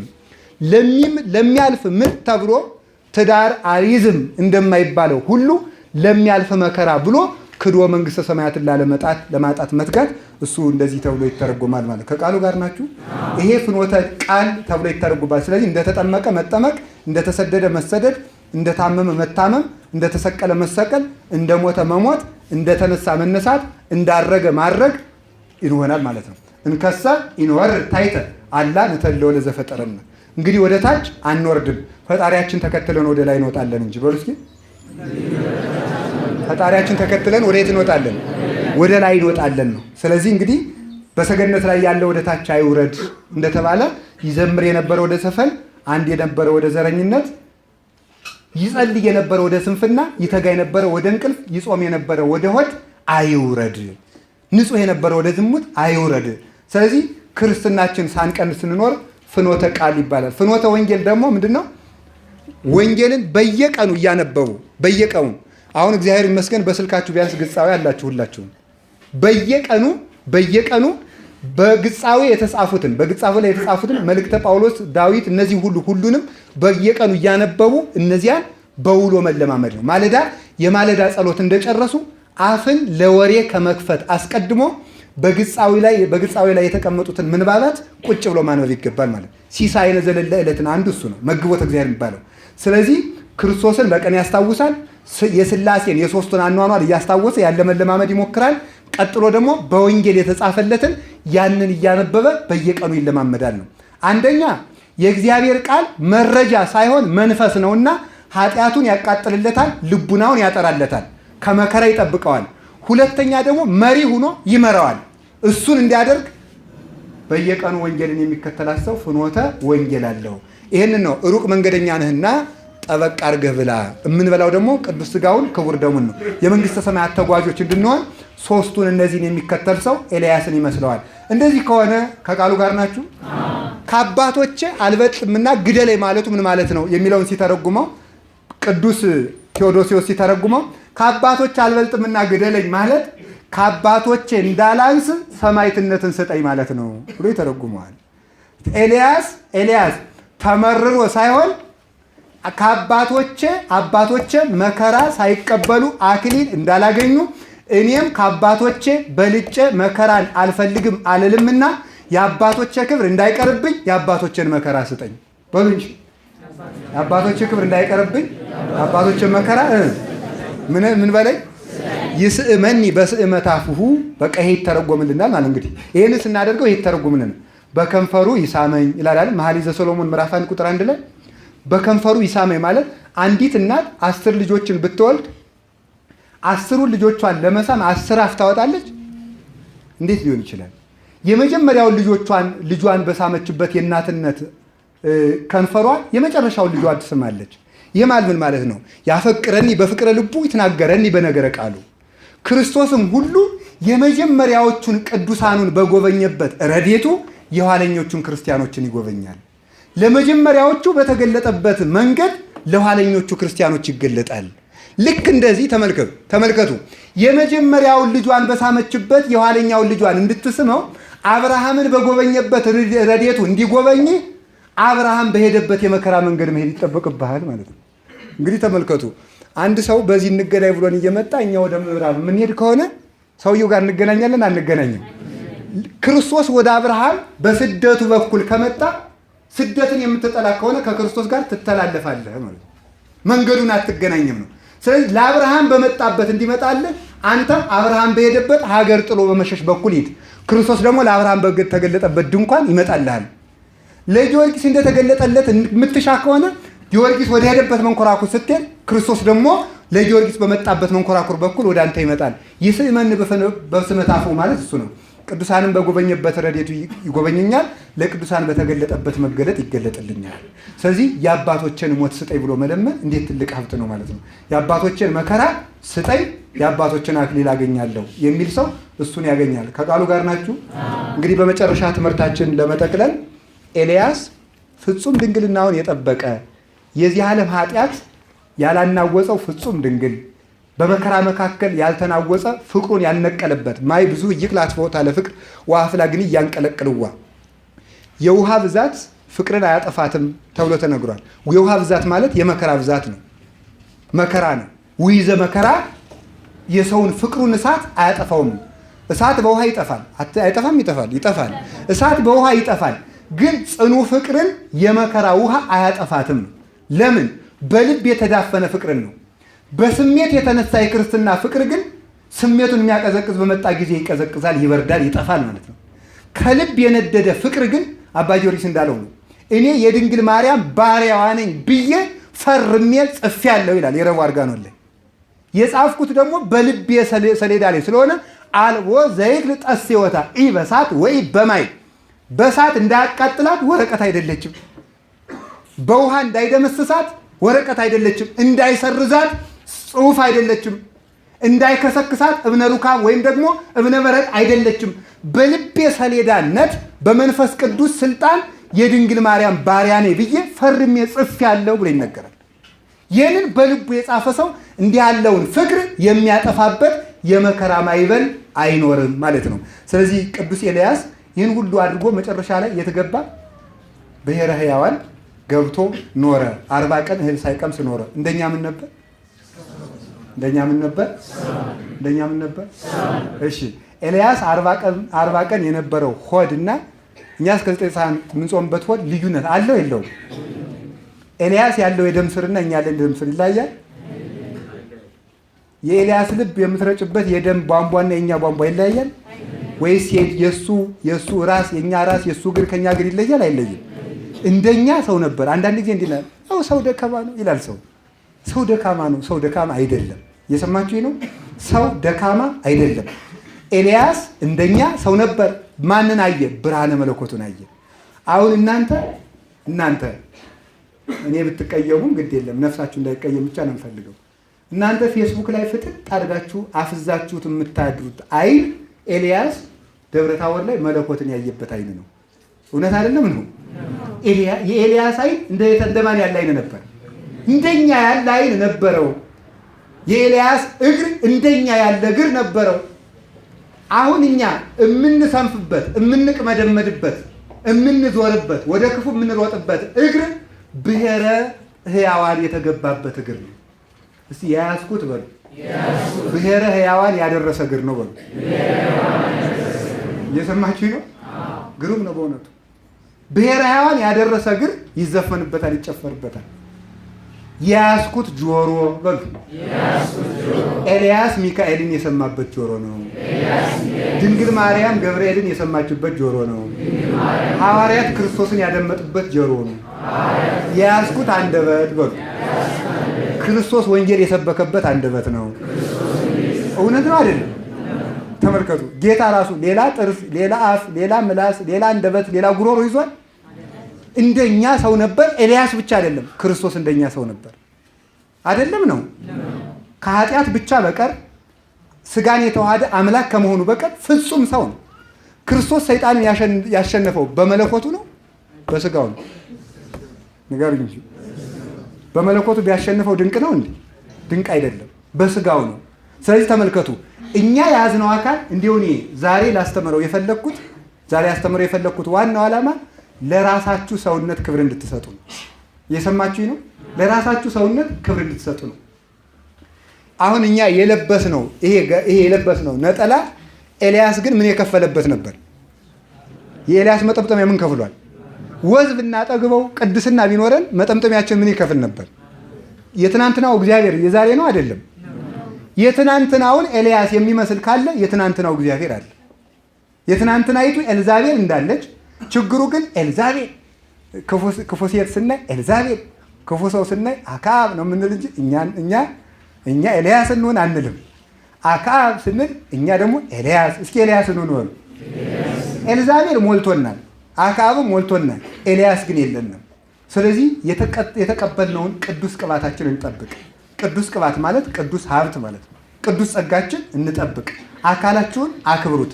በመጨረሻ የምናገረው ከቃሉ ጋር ናችሁ። ሕዋሳት ነው። የኤልያስ ሕዋሳት በክርስቶስ ሕዋስ ተመስሏል።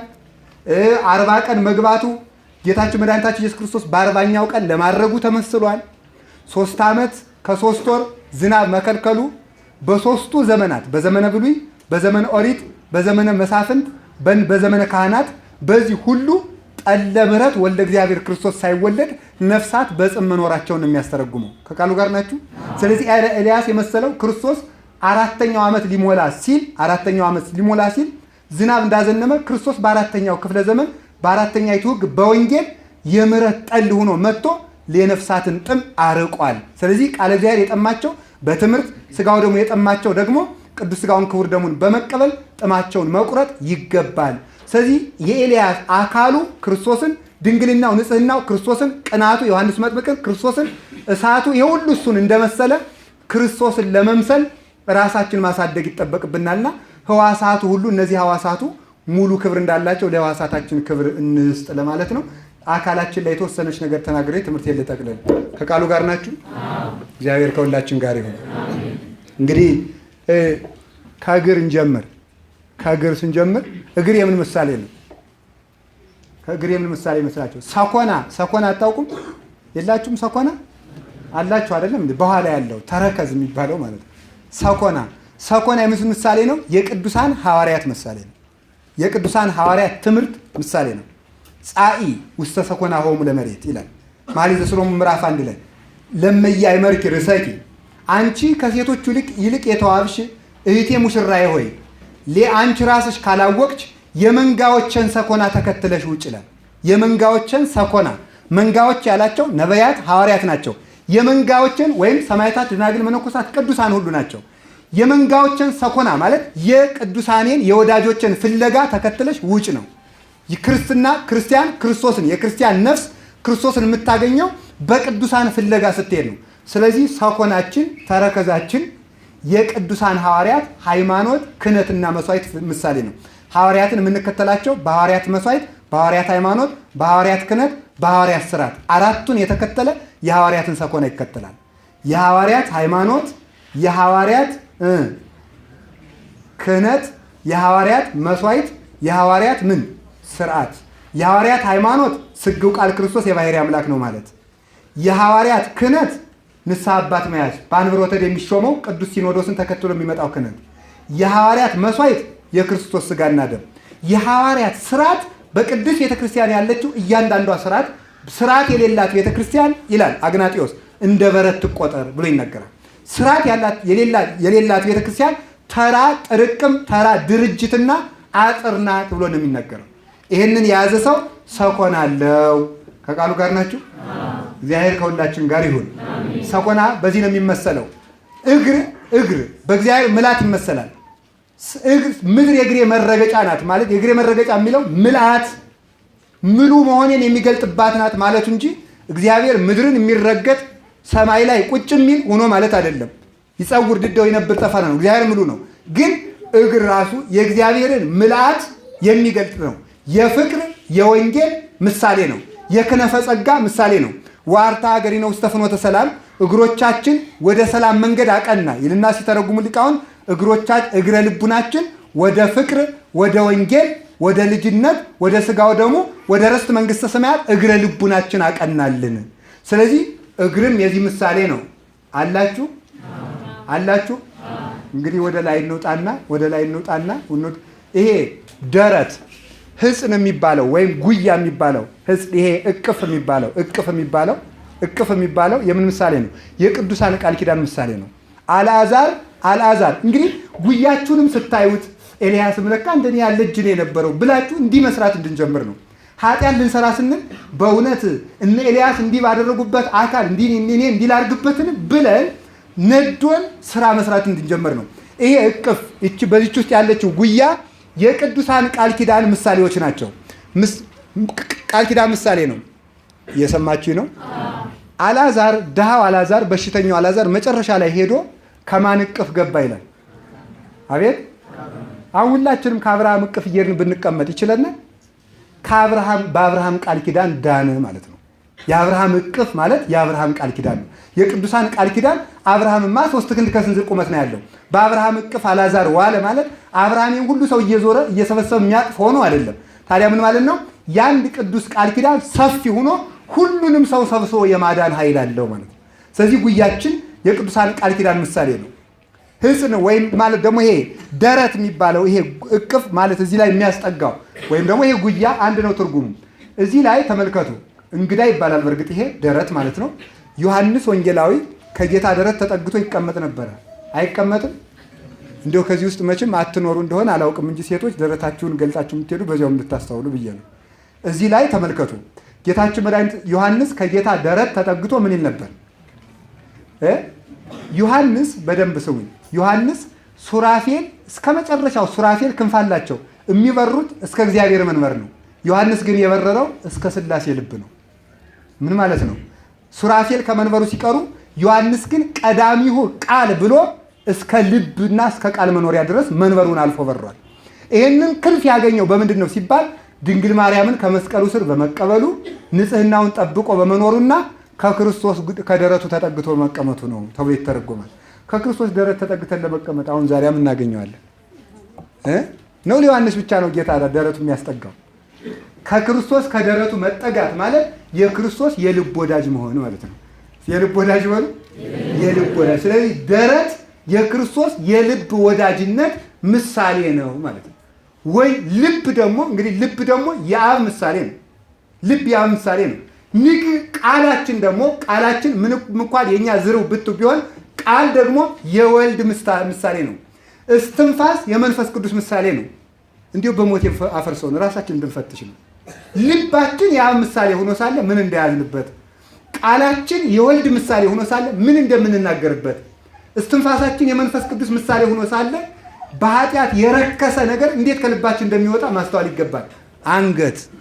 አንገት የምን ምሳሌ ነው? አንገት የሃይማኖት ምሳሌ ነው። ራስ ላይ ስንደርስ እናቆማለን። አንገት የሃይማኖት ምሳሌ ነው። እሺ ስንት ህዋሳት አሉ?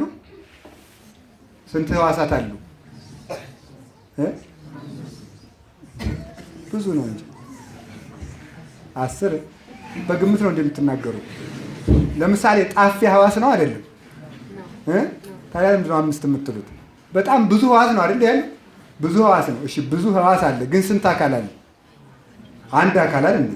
ስንት አንገት አለ? አቤት አንድ አካል። ስንት አካል? ስንት አንገት?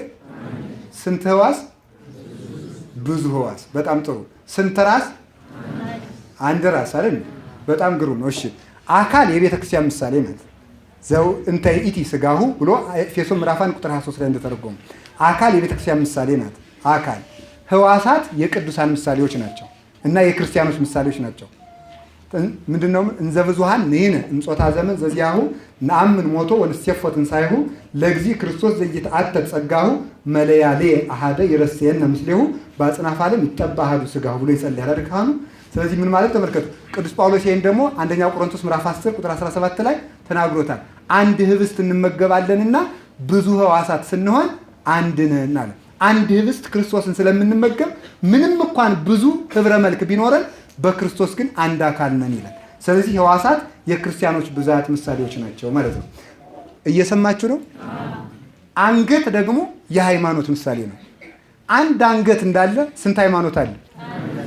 አራይራይ ክኒ እህቴ የመራት ባህቲ ንብረተ ክሳድኪ፣ እህቴ ሙሽራዬ በአንገትሽ አሳዘንሽኝ ይላል። በአንዲቱ የአንገትሽ አቀማመጥ አሳዘንሽኝ። እስኪ ወደ አንድ ቦታ ብቻ ዞራችሁ 1 ወር መቀመጥ ይቻላል? አይቻልም ማለት ግን ባህቲ ንብረተ ክሳድኪ፣ ወደ አንድ ቦታ አንገትሽን አዙረሽ በመቀመጥሽ አሳዘንሽኝ ይላል ሰሎሞን። ምን ማለት ነው? ባህቲ ንብረተ ክሳድኪ ማለት በአንዲት ሃይማኖት ጸንተሽ በመኖርሽ ምህረቴ ወደ አንቺ እንዲመለስ አደረግሽው ነው የሚላት ምእመንን ማለት ነው፣ የእኛን ነፍስ። ስለዚህ የእግዚአብሔርን ምህረት የሚመልሰው የእኛ የሃይማኖት ጽናት ነው። እግዚአብሔር ሃይማኖቱን ያድለን። አንድ አንገት እንዳለ አንድ ሃይማኖት ነው ያለው በዓለም ላይ ማለት ነው። እየሰማችሁ ነው? ከቃሉ ጋር ናችሁ? እግዚአብሔር ከሁላችን ጋር ይሁን። ሁለቱ ተመልከቱ። ሁለቱ ከናፍሮች ደግሞ የነቢያት ምሳሌዎች ናቸው። ቅዱስ ያሬድ እመቤታችንን ጸቃውዕ ይውህዝም ከናፍርኪ ይላል። ከከንፈርሽ ማር ይንጠበጠባል ማለት ይላል። ከከንፈርሽ ሰሎሞን ተናግሮታል፣ ቅዱስ ያሬድም ዘምሮታል።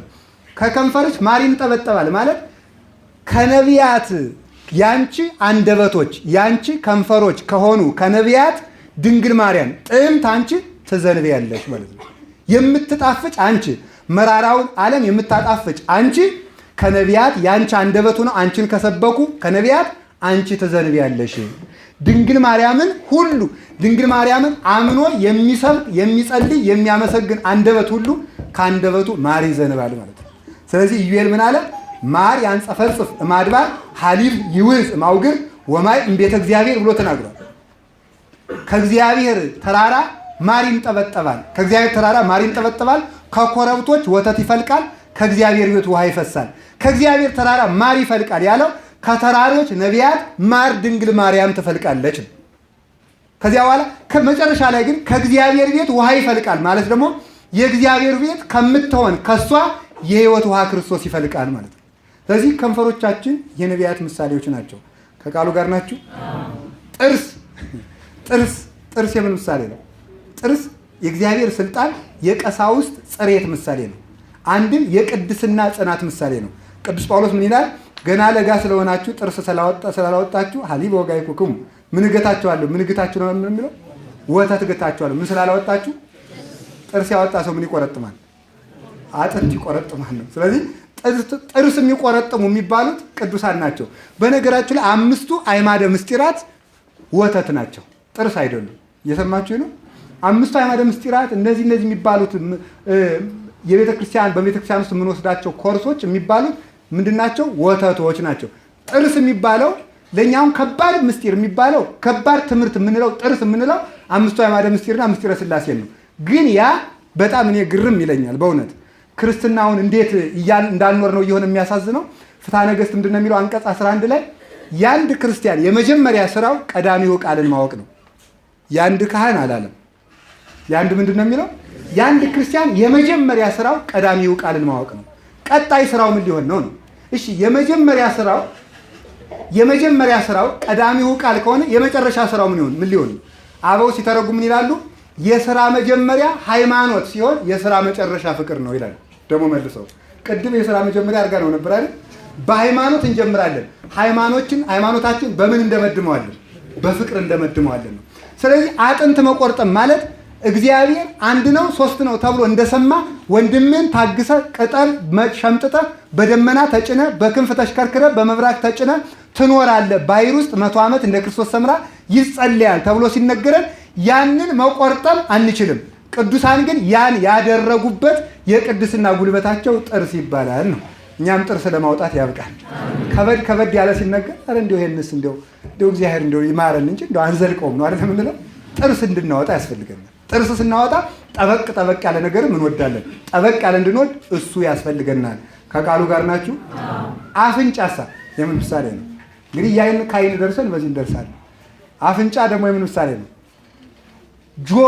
ጆሮም አለ። ለካ አፍንጫ የራሱ መዓዛ አለው የለውም እንጂ የሌላ ነው የሚያመጣው አይደል እንዴ? አፍንጫ የሌላ ነው። ሳይማሩ የሚያስተምሩ ሰዎች ምሳሌ ነው ይሄ አፍንጫ ሳይማሩ። ምክንያቱም የራሱ መዓዛ የለውም አይደለም እንዴ? የራሱ መዓዛ የለውም። ከሌላ ሽቱ ነው የሚመጣ። ጥራዝ ነጠቅ ሆኖ የሚያውቅ የምን ይባላል? አፍንጫ። እየሰማችሁ ነው? ስለዚህ ቤተክርስቲያን እንደ አፍንጫ ሳይማር የሚመጣበት እንደ ከንፈር ደግሞ እንደ ነቢያት ሆኖ ቤተክርስቲያንን የሚያጸና ይኖርባታል። ሁሉም ቤተክርስቲያን ውስጥ ይኖራልና መታወክ አይገባም ነው። ከቃሉ ጋር ናችሁ? ጆሮ የሊቀ ዲያቆን ምሳሌ ነው። ጆሮ የሊቀ ዲያቆን ምሳሌ ነው። ከቃሉ ጋር ናችሁ? ለምንድን ነው የሊቀ ዲያቆን ጆሮ ሰው የሚሰማው በምንድን ነው? የሚገርም ነው። ሊቀ ዲያቆን ቅዳሴ ጎደለ አልጎደለ ብሎ ቅዳሴ ለመመደብ አይደለም ነበር የተሰጠው ስልጣን። የሊቀ ዲያቆን ድርሻው የሊቀ ጳጳሱ ጆሮ ለመሆን ነው። እናንተም ጆሮ እንድትሆኑ እንግዲህ የክርስቶስ ጆሮ መሆን አለብን ማለት ነው። የሊቀ ጳጳሱ ጆሮ የሚሆነው ምንድን ነው? ቤተክርስቲያን ስትተከል ፍትሐ ነገሥቱ እንደሚያዘው ሐዋርያትን በዲድስቅልያቸው አዘዋል። አንዲት ቤተክርስቲያን ስትመሰረት ካህናትን ስትቀጥር ወይም ደግሞ ስትመድብ በአካባቢው ላሉት ምዕመናን የምታበላቸውን ጭምር መመደብ አለባት። እየሰማችሁ ነው? ቢራቡ የምታበላቸውን፣ ቢራቆቱ የምታለብሳቸውን በጀት ትመድባለች ቤተክርስቲያን። ለቅዳሴ እንደምትመድበው ሁሉ ለክርስቲያኖች ለስጋዊ ምግባቸው ለልብሳቸው ጭምር ታስባለች። ያንን ይሄን ያህል የተራበ፣ ይሄን ያህል የተራቆተ፣ ይሄን ያህል ልብስ የሌለው፣ ይሄን ያህል የታመመ፣ ይሄን ያህል የታሰረ አለ ብሎ መዝግቦ ለሊቀ ጳጳሱ የሚያደርስለት ሊቀ ዲያቆን ነበረ። ከዚያ በኋላ ቤተክርስቲያን ለታመሙት በአጥቢያው ለሚኖሩ ለታመሙ ለተቸገሩት ሁሉ መድባ የአባታቸውን ንብረት ታበላቸዋለች ማለት ነው። ከቃሉ ጋር ናቸው። ነገር ግን እናንተ ማስራት አትሰጡም፣ ቤተክርስቲያን ማሰጥም ማለት ነው። ጥሩ ነው በእውነቱ። ስለዚህ ይህን ችግር የወለድነው እኛው ራሳችን ነው ማለት ነው። አስራት ካወጣ ቤተክርስቲያን እንዲህ ማድረግ አላት። ስለዚህ ምዕመናን ልክ የሰውን ብሶት የተቸገረን ሰው ብሶትና ሐዘንና ትካዜ እሰይ ብለው ሲያዳምጡ ለክርስቶስ ጆሮ ይሆኑታል ማለት ነው። ጆሮ ይሆኑታል። እኔ እንደው የእመቤታችን ቃል ኪዳን አንድ ከሚደንቀኝ ቃል ኪዳን አንዱ በስሜ ያዘነውን ያረጋጋውን ምን በልልኝ ብለዋለች? ማርልኝ። እንዲሁ ድንቅ ነው የሚያደርገው። በስሜ ያረጋጋውን ማለት ልብስ ሰጥቶ መብል ሰጥቶ ውሃ ሰጥቶ ብቻ አይደለም፣ ወይም ደግሞ ብር ሰጥቶ አይደለም። አይዞ ድንግል ማርያም አለችልህ ብሎ የተናገረውን ማርልኝ። እሷን ያህል እናት እያለ ትጨንቃለህ ያለውን ማርልኝ። ስለዚህ ተመልከቱ፣ የሰውን ብሶቱን አድምጦ መሄድ በራሱ የክርስቶስ ጆሮ መሆን ነው። አይን አንድ ትእዛዝ ላዝዛችሁ፣ በአይናችሁ የራሳችሁን አይን እዩት። ታዩታላችሁ? አታዩትም ማለት ነው። ይሄ የእግዚአብሔር የራሱ ምሳሌ ነው። የካህናትም የነቢያትም የሐዋርያትም ምሳሌ ይሆናል። አይን የምን ምሳሌ ነው? የእግዚአብሔር ራሱ። በአይን ሌላውን እናያለን እንጂ አይንን ራሱን እንደማናየው በእግዚአብሔር ሌላውን እንመረምራለን እንጂ እግዚአብሔርን ራሱን መመርመር አይቻልም ብለው ይናገራሉ። የመጨረሻው ምን አለ? ጠጉርስ? ጠጉርን ለምን ትረስታላችሁ? በጠጉራችሁም ቢሆን ምን አትበሉ ይላል። ማሉ ነው አትማሉ ነው የሚለው አይደል? ጠጉር የምን ምሳሌ ነው? ጠጉር የምን ምሳሌ ነው? የደቀ መዝሙርና የጻድቃን ምሳሌ ነው። በፀጉር አትማሉ ማለት በቅዱሳን አትማሉ ማለት ነው። በቅዱሳን አትማሉ። ፀጉር ለራስ ክብሩ እንደሆነ ቅዱሳን የክርስቶስ ክብር ናቸው። የክርስቶስን ክብር ይገልጣሉ። ክርስቶስም አልባሲሁ ስለ ክርስቶስ መሃይምናን እሙንቱ፣ የክርስቲያኖች ልብሳቸው ክርስቶስ እንደሆነ የክርስቶስ ልብሶችም ክርስቲያኖች ናቸው። ስለዚህ ተመልከቱ፣ ክርስቲያኖች የክርስቶስ ክብር ሆነው ይገለጣሉ። ክርስቶስ የክርስቲያኖች ክብራቸው ሆኖ ይገለጣል። ስለዚህ በፀጉር አትማሉ፣ በጻድቃን አትማሉ። ከፀጉራችሁ እስማት ወይ ተማሉ ግሙራ አለ ወይ በስር ተርስክሙ እስመ ይትክሉ አሐተም ስር ተርስክሙ ኢ አጻይደው ወይ አስልሙ። ከፀጉራችሁ አንዲቱን ነጭ ወይም ጥቁር ማድረግ አትችሉም ማለት የጻድቃንን ጻድቁን ኃጥኡን ጻድቅ ማድረግ ስለማትችሉ ስልጣን ስለሌላችሁ በቅዱሳንም ቢሆን አትማሉ። ፀጉር የተባለ አንድም ደቀ መዝሙር ነው። ያደገው እየተቆረጠ ሌላ ፀጉር እንደሚወጣ እነዚያኞቹ ሊቃውንት ሲያልፉ በእነዚያ የሚተኩ የእነዚያ ልጆች የሚሆኑ ሁሉ አዲስ ፀጉር ይባላሉ። ደግሞ ሊቃውንት ቅማል የሚያፈራው እሳ ይሉና ቅማል የሚያፈራው ምን ይደረጋል? ይላጫል። መናፍቅ ደቀ መዝሙር ተወግዞ ይለያል ማለት ነው። ተጠርገን ከምንወጣው እንዳንሆን እግዚአብሔር ይጠብቃል። ራስ ማን ነው? ራስ ማን ነው? ክርስቶስ ነው። ከራስ በላይ ቁመት የለም፣ ከክርስቶስ በላይ አምላክ የለም ማለት ነው። በአንድ አካልና በራስ መካከል አንድ አንገት እንዳለ ክርስቶስና ቤተክርስቲያንን አዋህዶ የሚጠብቃት አንድ ሃይማኖት አለ። የሚጠብቀን ክርስቶስ ነው። ስለዚህ ምንም ቢሆን እጁ ቢቆረጥ እግሩ ቢቆረጥ ኩላሊቱ ቢወጣ ሰው ራሱን ተጠንቅቆ ከጠበቀ ደህና ይሆናል።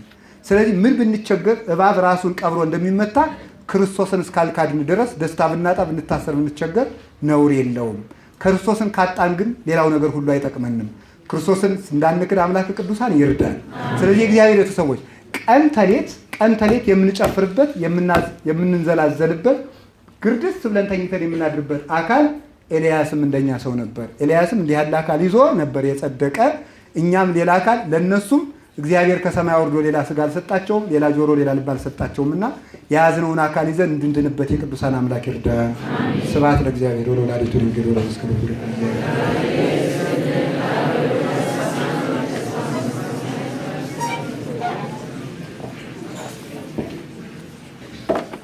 እግዚአብሔር ይስጥልን። እግዚአብሔር ይስጥልን። ቃለ ሕይወት ቃለ በረከት ያሰማልን። ተስፋውን መንግስቱን ርስቱን ያውርስልን። ምንም ማለት አልችልም። አንድ ምላችሁ ሪከርድ የተደረገው አለ። መቼም እርግጠኛ ነኝ ብዙ ነገር ጆሮአችን ይስታል እና መላልሰን መስማቱ ግድ ነው። ስለዚህ ዘውትር የምታገኙበት ቦታ ሪከርዱን ወስዳችሁ እንድታዳምጡ አደራ እንላለን። ዩቲዩብ ላይ ዳውንሎድ ማድረግ የማትችሉ መታችሁ ከአገልጋይ ወንድሞች መውሰድ ትችላላችሁ።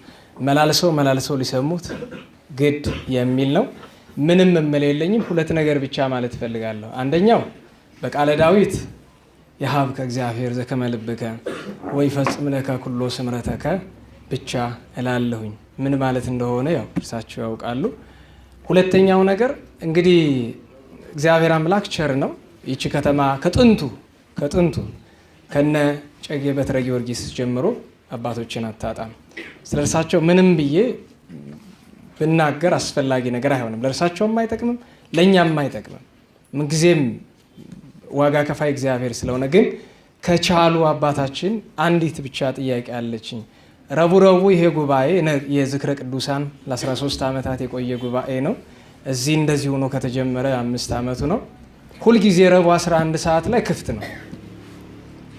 ምድብ አስተማሪ የለውም። ነገረ ቅዱሳን ጉባኤ ነው እና በየሳምንቱ ይምጡ እንዳልል ስራ ማስፈታት ይሆናል። በየ2 ሳምንቱም በየወሩም አልልም። ግን አባታችን መጋቤ ብሉይ ወሐዲስ አባ ገብረ ኪዳን በተመቻቸው ጊዜ ክፍት ነው ማለት መጋበዝ አያስፈልገውም። አይ ማስታወሱ ይሻላል ከተባለ ደግሞ ልጆች አሉ ያሉበት ቦታ ድረስ ሄደው ማስታወስ ይችላሉ እና ሁሌ ይሄ ጉባኤ ረቡዕ ክፍት ነው። እነዚህ ልጆችም ሁል ጊዜ ያሉና በቻሉ ሰዓት ብቅ ብለው እንዲያስተምሩን ነው አደራ የምንለው። በድጋሚ እግዚአብሔር ሰማያዊውን ዋጋ ይስጥልን። አባቶቻችን ቅዱሳን ሊቃውንት ከደረሱበት ማዕረግ ያድርስልን። የመጨረሻ ያው ስርዓታችን ነው እንደለመድ ነው በሳምንቱ የተከበሩ ቅዱሳንን ስም ብቻ አንስተን የሚቀጥለው ሳምንት የሚከበሩትንም አንስተን ለምስጋና እንነሳለን ማለት ነው። ያለፈው ሳምንት ተገናኝተን የነበረው ህዳር 24 ቀን ነው በካህናተ ሰማይ ወተክለ ሃይማኖት በዓል። በ25 ሁላችንም ተገኝተን ያከበርነው የታላቁ ሰማዕት የቅዱስ መርቆሬዎስ ዓመታዊ የሰማዕትነት በዓሉ ነበረ። በ25 ታቦትና ኖህ ዓመታዊ በዓላቸው የተከበረ የዚያን ቀን ወላጆቹ። በ26 ትልቅ በዓል ነበረ የናግራን ሰማዕታት። ናግራን አሁን ያለችው የመን፣ ያው የመን ነው የሚባለው ግን የየመን ታችኛው ክፍል ነው ይላሉ ብዙ ጊዜ ጥናት ያደረጉ ሰዎች። ለሁሉም አሁን ያለችው የመን የሚለው ያግባባል። በ6ኛው መቶ ክፍለ ዘመን የመጀመሪያው አጋማሽ አካባቢ ላይ ሰማዕትነት የተቀበሉ የጥንቷ ናግራን ሰማዕታት ዓመታዊ መታሰቢያቸውን የዚያን ቀን እነ ቅዱስ ሂሩት፣ አንዳንዶች ሂሩት አምላክ ይሏቸዋል፣ እነ ቅድስት ድማህ እነሱን ለመታደግ ሂደው ነበሩት። ኢትዮጵያዊ ጻድቅ ንጉሠ ነገሥት አፄ ካሌብ ነበሩ። ከኢትዮጵያውያን ቅዱሳን ያን ቀን ታላቁ ጻድቅ አቡነ ሀብተ ማርያም መጽሐፈ ገድላቸውን ልጋብዛችሁ ገዝተንና አንብበው።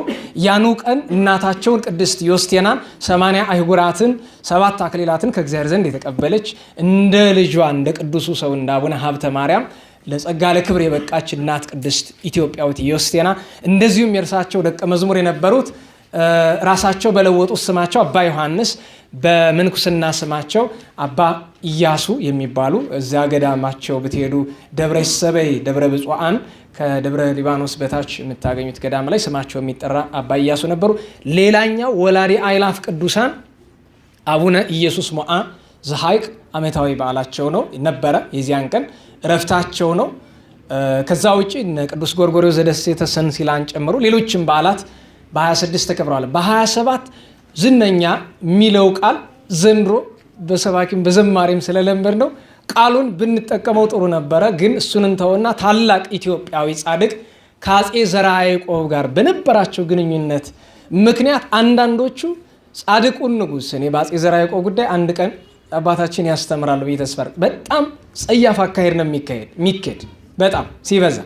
አንዳንዴ ንጉሱን በምን እንደሚል ቅዱስ ቆስጠንጢኖስ የ5 ዓመት ታዳጊ ሕፃኑ ላይ ያደረገውን ታሪክ ያነበቡ ሁሉ አይመስሉም። ለቤተ ክርስቲያን ክብር የተደረገውን ነገር እንደ ሰውነታቸው ግን አቡነ ተክለ ሐዋርያት ሰማዕትነትን ለመኑ። በዘመኑ አላውያን ነገስታት የሉ። በእግዚአብሔር ፈቃድ ከአፄ ዘርዓ ያዕቆብ ጋር በስርዓት ምክንያት እንዲጣሉ ሆነና አስገረፏቸው፣ አሰቃዩቸው። ኋላ ሊያርፉ ሲሉ እመቤታችን ተገልጻ ልጅ ወዳጀን ዘርዓ ያዕቆብን በልጄ ፊት እንዳትከሰው፣ ቁስሌን እይልኝ ዘርዓ ያዕቆብ ገረፈኝ አሰቃየኝ ብለ እንዳትከሰው፣ እሱ ስለ ድንግልናዬ ስለ ክብሬ ይቀናልና ለምስጋና ይቀናልና አደራ ብላችሁ እመቤቴ አንቺ ብለሽ እንዴት ብዬ ይቅር እላለሁ እንጂ ብለዋል። ይሄንን ጠቅሶ የኋላውን ታሪክ ቆርጠው ትተው ይሄው አቡነ ተክለ ሐዋርያትን ያሰቃዩ ናቸው ብለው አፄ ዘርዓ ያዕቆብን ለማጥፋት ይሞክራሉ። ግን የአፄ ዘርዓ ያዕቆብን ክብር ማወቅ የሚፈልግ ገድለ አቡነ መብዓ ጽዮንን ይመልከት፣ ህይወት ታሪካቸውን ያጥና። ፕሮፌሰር ጌታቸው ኃይሌ ቤተ መጻሕፍት የሚባለው ትልቅ ሊቅ ናቸው። በእምነት ደረጃ ግን 99 ጥያቄ ያለባቸው ሰው ናቸው። ሪፎርሚስት ናቸው። ታድሶ አራማጅ ናቸው። እሳቸውን ለሃይማኖት ልንጠቅሳቸው አንችልም። ይሄ ግልጥ ነው። በሃይማኖታችን ጉዳይ እኛ ፕሮፌሰርነት አይደለም ጉዳያችን። ጥሩ ምንጭ የሚያጠጣ ካገኘን እንደ ቅዱስ ድሜጥሮስ ገበሬ የነበረ የሚሆን በቤተ ጉባኤ የተማረ እንደ ቅዱስ ቄርሎስ ያለ ሊቅ የሚሆን ብቻ ጥሩ ምንጭ እናገኝበት። ስለዚህ ጻድቁ አቡነ ተክለ ሐዋርያት የዚያን ቀን ዓመታዊ የረፍት በዓላቸው ነበረ እና አባ ገብረ ዮሐንስ ዓመታዊ በዓላቸው ኢትዮጵያዊ ጻድቅ አቡነ ገብረ ዮሐንስ በመካከለኛው ዘመን ከተነሱ አበው መካከል ስመጥር ናቸው። እሳቸው ያን ቀን ትልቁ ሰማዕት የጥንቷ ፋርስ ወይም ፐርዥያ የምትባለው የአሁኗ ኢራን ሰማዕቱ ቅዱስ ያዕቆብ ዘግሙድ ዓመታዊ በዓሉ ነበረ። ያዕቆብ ዘግሙድ ኢትዮጵያ ውስጥ ገዳም ቢኖረውም ብዙ ሰው አያውቀውም። እዚህ ማዶ ሳንጃ ከተማ ወደ ምዕራብ አቅጣጫ 3 ሰዓት ስትጓዙ የቅዱስ ያዕቆብ ዘግሙድ ዓመታዊ ገዳሙ ይገኛል።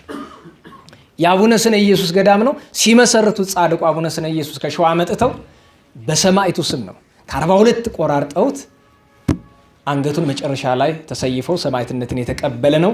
ሌሎች እነ ቅዱስ ጢሞቴዎስን የመሰሉ በዓላት ነበሩ። በ28 ታላቁ ሰማዕት በቀደም የነበረው ጉባኤ ላይ የነበራችሁ ልጆች ጠይቄያለሁ። ገድለ ሰረባሞን አላችሁ ብዬ ስል እንደው ሰረባሞን የሚባል ስምም የሰማ ስል ኋላ መጨረሻ ገድለ አቡነ መባጽዮን አላችሁ ስል አንድ ሰው እጅ አላወጣም። ገድለ አባ ሰረባሞን፣ ታላቁ ሰረባሞን ዘመደ እስጢፋኖስ፣ አብይ ሰማዕት ኤጲስቆጶስ ሀገረ ኒቅዮስ ገድሉ ገበያ ላይ አለ። ገዝተን እናንብብ። ታላቅ ጻድቅ ሰማዕት ነው ቅዱስ ሰረባሞን። የዛኑ ቀን ስመጥር እስራኤላዊ በግብር በቅድስና ኢትዮጵያ መጥተው ለ450 ዓመት የተጋደሉት አባ ዮሐንስ እኛ ዘጉንድ እንላቸዋለን። ጎንደ ተክለ ሃይማኖትን የመሰረቱ በ1450ዎቹ አካባቢ ወደ መሃል ሀገር ሲኬድ ዘደብረ ጸገሮ ይሏቸዋል። ደብረ ጸገሮን የመሰረቱ ዘደብረ ኤጎራ ይሏቸዋል። በደብረ ሊባኖስ፣ በኤጎራ፣ በሐዘሎ፣ በጉንድ መጨረሻ ላይ ጉንድ ተክለ ሃይማኖት እዚህ ጉንድ ተክለ ሃይማኖትን ያረፉት የእርሳቸው ልደታቸው ነበር። ግን በዓሉ የሚከበር በ29 ነው። ምክንያቱስ እረፍታቸው 29 ስለሆነ እንዳይለቅ በ29 አበው ስራ ሰርተው ያከብሩታል። ያን ቀን ታላቁ ጻድቅ አባታችን አባ ሊቃኖስ ከ9 ቅዱሳን ዓመታዊ በዓላቸው ነበረ። ሊቃኖስ ደብረ ቆናጽል የምታውቁት ከሆነ ደብረ አባ ጰንጠሌዎን ከአክሱም በላይ ልፍ ብሎ የሚገኝ ተራራ ነው። እጅግ ድንቅ የሆነ ገዳም፣ በቅርብ ጊዜ ብዙ መከራ የተፈራረቀበት ብትሄዱ በአይናችሁ ብዙ ተአምራት የምታዩበት የምናይበት ገዳም ደብረ ቆናጽል ወይም ደብረ ቁንጽል ይለዋል ስንክሳር። የአባታችን የአባ ሊቃኖስ ገዳም ነው። ያን ቀን ረፍታቸው ነው። 10 ጣታቸው እንደ ፋና የሚበራላቸው እጃቸው ለጸሎት በሚይዙት በትር የተነደለ እንደዚህ ይላል። አርኬ ላይ አባታችን አርከ ስሉስ መጽሐፈ ስንክሳር ላይ እንደሚል ቃል ታገኛለች። በ29 አደራ ብያቸው እዚያ ቦታ አክብረናል። 29 ላይ እኛ የምናክብረው በዓለ ሰማዕታት ነው። ከቀዳሜ ሰማዕት ቅዱስ እስጢፋኖስ እስከ ተፍጻሜተ ሰማዕት ቅዱስ ጴጥሮስ 17ኛው የእስክንድርያ ፓትርያርክ ድረስ ያን ቀን እናስባለን። ዜና ሰማዕታት፣ ገድለ ሰማዕታት፣ ሕይወተ ሰማዕታት የሚተረክበት የሚነገርበት ቀን በተለይ 47 አእላፋት የሚላቸው ዲዮቅልጥያኖስ በነገሰባቸው 40 ዘመናት ዘመናዊ ታሪክ የዲዮቅልጥያኖስን ንግስና 30 ብቻ ያደርገዋል። ቤተክርስቲያናችን 40 ትላለች። በእነዚህ 40 ዘመናት የተሰቃዩ የተገደሉ ቅዱሳን ሰማዕታት መታሰቢያቸውን ያን ቀን ማር ቀሌምንጦስ ቅዱስ ቀሌምንጦስን የቤተ ክርስቲያን ድልድይ ይላሉ ሊቃውንቱ። ስለምን ቢሉ ከቅዱሳን ሐዋርያት መጻሕፍትን ስርዓትን ተቀብሎ ከአበው ለውሉድ ያሸጋገረ የሐዋርያውያን አበው አርእስት የሚባሉ 2 ናቸው። 3ኛም ይጨምራሉ። ቅዱስ አግናጤዎስን፣ ቅዱስ ቀሌምንጦስን እና ቅዱስ ፖሊካርፕ ዘሰርሚኔስን አርእስተ ሐዋርያውያን አበው ይሏቸዋል። አንዱ ቅዱስ ቀሌምንጦስ ማር ቀሌምንጦስ ቅዳሴ እግዚእን በትውፊት እሱን የጻፈው ይባላል። ጌታ በምሴተ ሐሙስ ደረሰው። ቅዱስ ጴጥሮስ ለቀሌምንጦስ አስተማረው፣ እሱ ወደ ጽሑፍነት ቀየረው። ኋላ ቅዱስ ባስልዮስ እንደሚገባ አሰናሰለው ብለው አባቶቻችን ያስተምራሉ። ቅዱስ ቀሌምንጦስ ዓመታዊ በዓሉ ነበረ። ሌሎች በዓላትም ተፍጻሜተ ሰማዕት ቅዱስ ጴጥሮስም ዓመታዊ በዓሉ ነበር። በ30 አባት አካክዮስ ምናልባትም በቁስጥንጥንያ መንበር የመጨረሻው ርቱዐ ሃይማኖት ጳጳስ እሱ ነበረ ይባላል። ከጉባኤ ኬልቄዶን በኋላ በመከራ በስደት ዘመኑን ያሳለፈ አባት ሊቀ ጳጳሳት ነው። ያን ቀን ሌሎች በዓላትም ተከብረዋል። ቆዝሞስ ወደ ሚያኖስን ጨምሮ ትልቁ በዓል ለኢትዮጵያውያን ግን ንጉሠ ሰላም ወተፋቅሮ አጼ ገብረ መስቀል በኢትዮጵያውያን ስሌት በእኛ ታሪክ መሰረት ከ515 እስከ 530 ለ15 ዓመት የነገሱ የጻድቅ ልጅ ጻድቅ የደግ ልጅ ደግ አጼ ገብረ መስቀል ስርዓትን፣ ሃይማኖትን ከቅዱስ ያሬድ ከአቡነ አረጋዊ ከተሳቱ ቅዱሳን ጋር ሆኖ ያስፋፉ መጽሐፍ ጻድቅ ንጉሥ ብሎ የጠራቸው ገብረ መስቀል ዓመታዊ እረፍታቸው እንደነበረ መጽሐፈ ስንክሳር ሰርቷል። ዛሬ አባታችን የትምህርታቸው ርዕስ ምክንያት የቅዱስ ኤልያስ አስተርእዮቱ ነው። ቅድመ እስራኤል ለእስራኤል ከ3 ዓመት ከ6 ወራት በኋላ ዝናም ለማዝነም የተገለጠበትም እግረ መንገዱን በትውፊት ደግሞ ልደቱ ነው የሚሉ አሉ። ኢያስኒው ቶና ወላጆቹ ናቸው። ቅድም በሰፊው ስለሱ ተምረናል። በተረፈ አባ ጴጥሮስ ዘጋዛ፣ አባ ዮሐንስ፣ አባ አትናቴዎስ ክቡራን ሊቃነ ጳጳሳት የእስክንድሪያ ናቸው። ምን ወዳት እናታችን መቼም የዚህ ቅዱስ ጉባኤ የመመስረት ምክንያት ቅዱስ ዳዊት ነውና የቅዱስ ዳዊት በነገራችሁ ላይ አባታችን አባ ገብረ ኪዳን በቴሌቪዥንም በሌላም ቦታ ሲያስተምሩ አሁን ቅዱስ ዳዊት ሊጠቅሱ ነው ላለሁኝ ቅዱስ ዳዊትን ጠቅሰው ምስጢር ሲያመጡ ከዚያ በኋላ ምንም ነገር ቢመጣ ከመንቃቴ የሚያወርደኛል አይመስለኝም። ቅዱስ ዳዊት ሲጠቀስ ሰውነቴ ይነቃል በጣም። በዚያ ላይ ብዙ ሰው ቅዱስ ጴጥሮስን አባታችን አዳምና ቅዱስ ዳዊትን ሲጠቅስ ለነቀፋ ነው። እኔ ሰምቻቸው አላውቅም። ቅዱስ ዮሐንስ አፈወርቅ በቅዱስ ዳዊት ሕይወት ላይ ሲያስተምር ያስለቅሳል። እንዴት እያከበረ ከሕይወቱ እንደሚያስተምረን ታስታውሳላችሁ። ባለፈው ጊዜ የአዳምና ሔዋን ጾመ አዳም ብለን አዳምና ሔዋንን ሳይወቅሱ በእነሱ ሕይወት መማር እንደሚቻል አባቶቻችን አስተምረውናል። እናታችን ቤርሳቤህ ዛሬ ዓመታዊ በዓሏ ነው። እመ ሰሎሞን ብእሲተ ዳዊት ንጉሥ የቅዱስ ዳዊት ሚስት ታሪኳ በጣም ሰፊ ነው። ኢትዮጵያውያን ሊቃውንት ቤርሳቤህ የተባለ ጥንቱኑ ቤተሳባ ነው ስሟ ብለው እንዲያው ኢትዮጵያዊት ለማድረግ ዳርዳር አለ። እሱን እንተው። ዞሮ ዞሮ እስራኤላዊትም ሆነች ኢትዮጵያዊት ቅድስናዋ በጎነቷ ብቻ ይበቃናል። ዘር ቆጥረን አንዘልቀው። መልከ ጼዴቅ እንደዚህ ነው፣ ኖህ እንደዚህ ነው ብለን አንዘልቀው። እንዲህ አይነት አካሄድ መንገድ እያሳትን ስለሆነ ይቅርብን። ይህች እናት ዛሬ አክብረናታል። ናቡቴ በዛቲ ዕለት ተቀትለ ናቡቴ ኢይዝራኤላዊ የሚለው አክዓብና ኤልዛቤል የገደሉት ናቡቴ ዛሬ መታሰቢያ። እነዚህ የሳምንት በዓላት ናቸው። ነገ 3 ደቂቅን አናንያ፣ አዛሪያ፣ ሚሳኤልን፣ ሲድራቅ፣ ሚሳቅ፣ አብደናጎን ዓመታዊ በዓላቸው ይከበራል። አባሆር ግብፃዊ ጻድቅ ነው። በ3 እግዝእትነ ማርያም እመቤታችን ቤተ መቅደስ የገባችበትን በዓል አክብረን እግረ መንገዱን ታላቁን ጻድቅ የደብረ ብስራቱን አቡነ ዜና ማርቆስን ረፍታቸውን እናስባለን። በ4 ትልቁ ቅዱስ ሐዋርያ እንድርያስ ለሐዋርያ እንድርያስ ቀዳማዊ የተባለ የመጀመሪያ ሐዋርያ ተብሎ የተነገረለት አብይ ሐዋርያ ቅዱስ እንድርያስ ጎንደር ታቦት አለው። ማይሌት ይቆማል። ግን ታቦቱ ወጥቶ ስለማይነግስ በዓታ ስላለ አይላፍ መላእክት ቅዱስ ሚካኤል ጋር ስላሉ በዋዜማው ስለሚወጣ ህዳር 13 የሚያከብረው የለም፣ ሊቃውንት ብቻ ናቸው።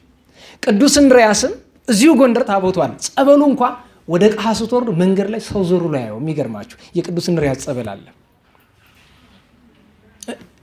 በግና ላም ሲጠጣ ይውላል። አመሰግነዋለሁ እግዚአብሔር። ለነገሩስ እኛ ከምነካው እሱ ይሻላል፣ አጓጉል ሰው ከሚነካው እና በ4 ቅዱስ እንድርያስ ጽላቱ ባለበት በደብረ ኃይል ወደ ደብረ ጥበብ በዓታ ለማርያም ቤተክርስቲያን ተገኝተን በረከቱ እንድንሳተፍ መልእክት ይተላለፍልናል። በ4 ማለት ነው። በ5 እናታችን ቅድስት አውጋንያ፣ አባታችን ቅዱስ ፍቅጦርና ታላቁ ኢትዮጵያዊ ገድለኛ አባት አባ ገብረ ናዝራዊ ዓመታዊ በዓላቸው ይከበራል። በ6 ስመጥር ሰማዕት እናታችን ቅድስት አርሴማ ፍልሰቷ ተራራን የነቀለ ተራራን የተከለ ሁለቱም ናቸው። ስሞን ጫማ ሰፊውም አባታችን አብርሃም ሶርያዊን በዜግነቱ ሶርያዊ አብርሃም ይሉታል። እዚያ ተወልዶ መጣ በሚል ማለት ነው። አባታችን አባ አብርሃም ሁለቱንም እናከብራለን። ሶበ ጸለየ ቀዊሞ ለሊቀ ጳጳሳት ድህረ ነቀለ ደብረ ወተከለ ደብረ የተባለለት አንድ አይናው ጫማ ሰፊው ቅዱስ ስምዖን ዓመታዊ በዓሉ ይከበራል። በ7 ስብከተ ነቢያት ነው። ነቢያት አምላክ ይወርዳል ይወለዳል ብሎ የሰበኩበት ሊቃውንት ሰንበትን ይዘው ያከብራሉ። የተገባ ነው። ግን ጥንተ በዓሉ 7ን 14ን 21ን እየያዘ ስለሚሄድ በ7 ስብከተ ነቢያትን እናስባለን። ሁሉንም ነቢያት ማለት ነው። ትንቢታቸውን እያሰብን የምናከብርበት ነው። ያን ቀን ግብፃውያን 2 አበይት ጻድቃን፣ አንደኛው መጽሐፈ ስንክሳርን ለመሰብሰቡ ምክንያት የሆኑት የመጀመሪያው አስተጋባኢ በስንክሳርነቱ ሳይሆን የስውራንን ገድል የሰበሰቡት አባ ዳንኤል ዘገዳመ ሲያት። ምክንያቱም የስንክሳር ጸሐፊ አስተጋባይ አባ ዮሐንስ ዘቡርልስ ማለት የአባ ዳንኤል ዘሲያት ደቀ መዝሙር ናቸው። የአባ ጰላሞንን የአባ በፍኑት ይወስንና የአባ ዳንኤል ዘሲሐትን ሰብስበው ከራሳቸውም እግዚአብሔር ከገለጣቸው ጨምረው ነው መጽሐፈ ስንክሳርን ከአባ ሚካኤል ዘሀገር አትሬብ ጋር ሆነው ያዘጋጁት። ስለዚህ አባታችን አባ ዳንኤል ዘገዳመ ሲሐት እና ደገኛው አባ ማቴዎስ ነዳይ ወደ 3 ያክል ናቸው። የመጀመሪያው ማቴዎስ ነዳይ ወይም አባ ማቴዎስ የሚባሉት አባት ግብፃዊ ጻድቅ ናቸው። የዚያን ቀን ዓመታዊ በዓላቸው ይከበራል። የምንገናኘው ታኅሳስ 8 ቀን ነው። ብዙ በዓላት ነው ያሉት። አቡነ ኪሮስ አሉ። ኢትዮጵያዊ ጻድቅ ገብረ ማርያም አለ። አቡነ እስትንፋሰ ክርስቶስ አሉ። የዚያን ቀን አባ ሳሙኤል ዘደብረ ቀልሞን አሉ። አንድ ቀን የኔታ በደንብ የሚነግሩን ቅዱስ ዮሐንስ ዘደማስቆ ዛሬ አንዳንድ ሰባካያን የሚነግሩን ነገር አለ ደስ ማይል ከትምህርቱም ከሕይወቱም ተነስተው አንድ ቀን እንዲያስተምሩ እንጋብዛሉ። ቅዱስ ዮሐንስ ዘደማስቆ ዓመታዊ በዓሉ ነው። ሌሎች ደጎች በዓላትም የዚያን ቀን ይከበራሉ። የምንገናኘው የዛሬ ሳምንት ታኅሳስ 8 ቀን ይሆናል ማለት ነው። በድጋሚ ለማስታወስ ይሄ ጉባኤ ለሊቃውንት ለአባቶቻችን ክፍት ነው። እየመጡ እንዲያስተምሩኝ አደራ እላለሁኝ። በሰላም አስጀምሮ በሰላም ያስፈጸመ የአባቶቻችን አምላክ ዘላለም ሥላሴ ስሙ የተመሰገነ ይሁን። ስሙ የተመሰገነ ይሁን። እናመሰግን ዘንድ ሁላችን እንነሳ። እንደ ቸርነትህ ካልን በኋላ ስብሐት እንላለን። ያው አቡነ የሚል ካህን ስናገኝ እንደዚህ ነው የሚሆነው። በማይሆን ጊዜ ስብሐቱን አስቀድመን እንደ ቸርነትና ስለዚህ እንደ ቸርነትህን አስቀድመን ከዚያ ስብሐት ብለን አባታችን በጸሎት ያሳርጉልናል ማለት ነው። በሥላሴ በወላዲተ አምላክ እግዚአብሔር ባከበራቸው ቅዱሳን ስም በጋራ እንደ ቸርነት እያልን ይለናል።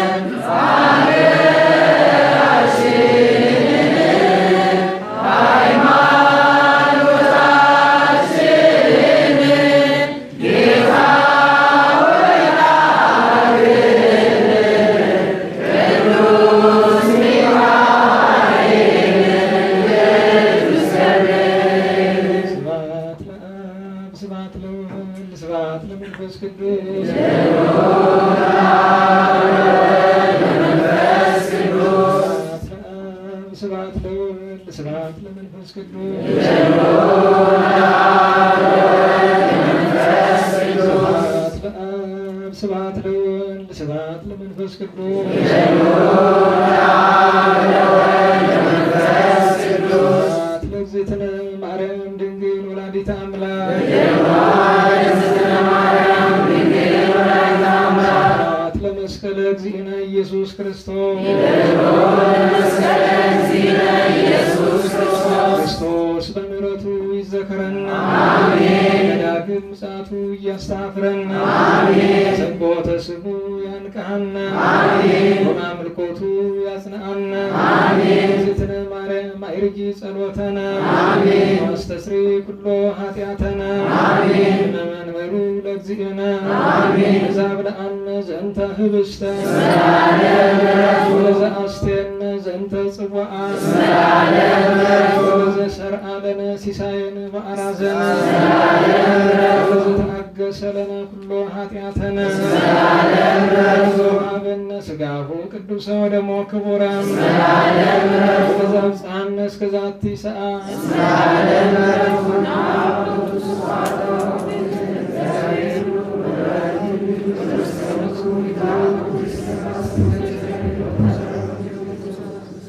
ጌታችን መድኃኒታችን ኢየሱስ ክርስቶስ ሆይ ስለ ነቢያት፣ ስለ ሐዋርያት፣ ስለ ሰማዕታት፣ ስለ ጻድቃን፣ ስለ ደናግል፣ ስለ መነኮሳት፣ ስለ ሱራፌል፣ ስለ ኪሩቤል፣ ስለ ቅዱሳን መላእክት፣ ስለ ቅዱሳን ሁሉ፣ ስለ ንጽሕተ ንጹሐን፣ ስለ ቅድስት ድንግል ማርያም፣ ስለ ቅዱስ ስምህ ብለህ ይቅርታና ምሕረትህን እዘዝልን። ለሀገራችን ለኢትዮጵያ ለቅድስት ቤተ ክርስቲያናችን ጽኑ ሰላምን እዘዝልን። የታሰሩትን አስፈታልን፣ የተሰደዱትን መልስልን። አጽራረ አብያተ ክርስቲያናትን አስታግስልን፣ ፍጻሜያችን ያሳምርልን። በመንፈስ ጀምረን በሥጋ ከመሰሉ በመጨረስ ሰውረን። አባታችን ሆይ በሰማያት የምትኖር ስምህ ይቀደስ፣ መንግሥትህ ትምጣ፣ ፈቃድህ በሰማይ እንደሆነች እንዲሁ በምድር የዕለት እንጀራችንን ስጠን ዛሬ፣ በደላችንን ይቅር በለን እኛም የበደልነውን ይቅር እንደምንል፣ አቤቱ ወደ ፈተና አታግባን ከክፉ አድነን እንጂ መንግሥት ያንተ ናትና፣ ኃይል፣ ምስጋና ለዘላለሙ አሜን። እመቤታችን ቅድስት ድንግል ማርያም ሆይ በመልአኩ በቅዱስ ሰላምታ ሰላም እንልሻለን። በሐሳብሽ ድንግል ነሽ፣ በሥጋሽም ድንግል ነሽ። የአሸናፊ እግዚአብሔር እናት ሆይ ሰላምታ ላንቺ ይገባሻል። ከሴቶች ሁሉ ተለይተሽ አንቺ የተባረክሽ ነሽ፣ የማኅፀንሽ ፍሬ የተባረከ ነው። ጸጋን የተሞላሽ ቅድስት ሆይ ደስ ይበልሽ፣ ልዑል እግዚአብሔር ከአንቺ ጋር ነውና ከተወደደው ልጅሽ ከጌታችን ከመድኃኒታችን ከኢየሱስ ክርስቶስ ይቅርታና ምሕረት ለምኝልን ኃጢአታችንን ያስተሰርይልን። ጌታችን መድኃኒታችን ኢየሱስ ክርስቶስ የካህናት አለቃ ይቅር ባይ ለአባቶቻችን ለሐዋርያት ሥልጣነ ክህነትን የሰጣቸው በከበረ ደሙ ፈሳሽነት የዓለሙን ኃጢአት ይቅር ያለ በማወቅ ባለማወቅ ከልጅነት እስከ እውቀት የሰራችሁትን ኃጢአት ይቅር ይበላቸው። አባቶች ካህናት፣ ወንድሞች ዲያቆናት፣ አባቶች፣ እናቶች፣ ወንድሞች፣ እህቶች፣ ሕፃናት ሁላችሁም ከኃጢአት ማሰሪያ የተፈታችሁ ንጹሐን ሁኑ። እኔንም እናንተንም ለመንግሥተ ሰማያት የበቃን እንዲያደርገን እግዚኦ መሐረነ ክርስቶስ እንበል። እግዚኦ መሐረነ ክርስቶስ፣ መሐረነ ክርስቶስ፣ መሐረነ ክርስቶስ፣ መሐረነ ክርስቶስ፣ መሐረነ ክርስቶስ፣ እግዚኦ መሐረነ ክርስቶስ፣ መሐረነ ክርስቶስ፣ መሐረነ ክርስቶስ፣ መሐረነ ክርስቶስ፣ መሐረነ ክርስቶስ፣ መሐረነ ክርስቶስ፣ እግዚኦ መሐረነ ክርስቶስ። በእንተ እግዝእትነ ማርያም መሐረነ ክርስቶስ፣ በእንተ እግዝእትነ ማርያም መሐረነ ክርስቶስ፣ በእንተ እግዝእትነ ማርያም መሐረነ ክርስቶስ፣ በእንተ እግዝእትነ ማርያም መሐረነ ክርስቶስ፣ በእንተ እግዝእትነ ማርያም መሐረነ ክርስቶስ፣ በእንተ እግዝእትነ ማርያም መሐረነ ክርስቶስ፣ በእንተ እግዝእትነ ማርያም መሐረነ ክርስቶስ፣ በእንተ እግዝእትነ ማርያም መሐረነ ክርስቶስ፣ በእንተ እግዝእትነ ማርያም መሐረነ ክርስቶስ፣ በእንተ እግዝእትነ ማርያም መሐረነ ክርስቶስ፣ በእንተ እግዝእትነ ማርያም መሐረነ ክርስቶስ፣ በእንተ እግዝእትነ ማርያም መሐረነ ክርስቶስ። አቤቱ ጌታዬና መድኃኒቴ ኢየሱስ ክርስቶስ ሆይ የኔንም የወገኖችንም ኃጢአት ይቅር በል። የማይሰራ ኃጢአት እግዚአብሔር ይፍታ። እግዚአብሔር ለጸሎት ስለነበረን ጊዜ በድጋሚ ስሙ የተመሰገነ ይሁን። ለአባታችን በድጋሚ ቃለ ሕይወት ቃለ በረከትን ያሰማልን። የመጨረሻ መልእክት አንደኛ ለነዳያን የምትሆነውን አንዳንድ ብሯን መዋጮ እንዳትረሱ። ከዛ በተረፈ ምህላው ስለተጀመረ በአደባባይ ኢየሱስ በጃን ተከል በአውደ ሰማዕታት እየተገኘን ሁላችን እናድረስ። ሁላችንም ነው፣ ምንም በስራ ማመካኘት የለም። የተመቸ ሰዓት ነው። ሁለተኛ ነገር እዚህም ረቡዕ እንገኝ ለምህላው ሰዓት ማለት ነው። ከሩብ ተገናኝተን በሰዓት ከጀመርን ችግር የለውም። ዛሬ ምህላው ስለዘገየ ነው ትንሽ ያስመሸናችሁና 2-3 እየሆናችሁ ሄዱ። ወንድሞቻችንም አባታችንን እስከ ቤታቸው አባጃሌ እንድትሸኟቸው የምናውቃችሁ ልጆች አደራ እንላለን። የሰላም አምላክ በሰላም እስከዚህ ሰዓት እንዳደረሰን እንቅፋት ሳይመታን እሾህ ሳይወጋን ኃጢአት ሳይሰለጥንብን በደልም ሳይገዛን የብርሃን መላእክት በፊት በኋላ በቀኝ በግራ እየጠበቁን ለጊዜ ወደ የቤታችን ለፍጻሜው ተስፋ ወደምናደርጋት መንግስተ ሰማያት ከተከፈተች ገነት ከተነጠፈች ረፍት ከአባቶቻችን ርስትላችን በሰላም ያድርሰን። ሰላም ግቡ። ስብሐት ለእግዚአብሔር ወለወላዲቱ ድንግል ወለመስቀሉ ክቡር አሜን።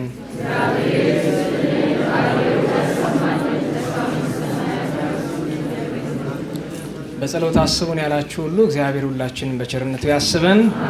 ጸጋ ነሳይነ ወሕይወተ ጸጋ ነሳይነ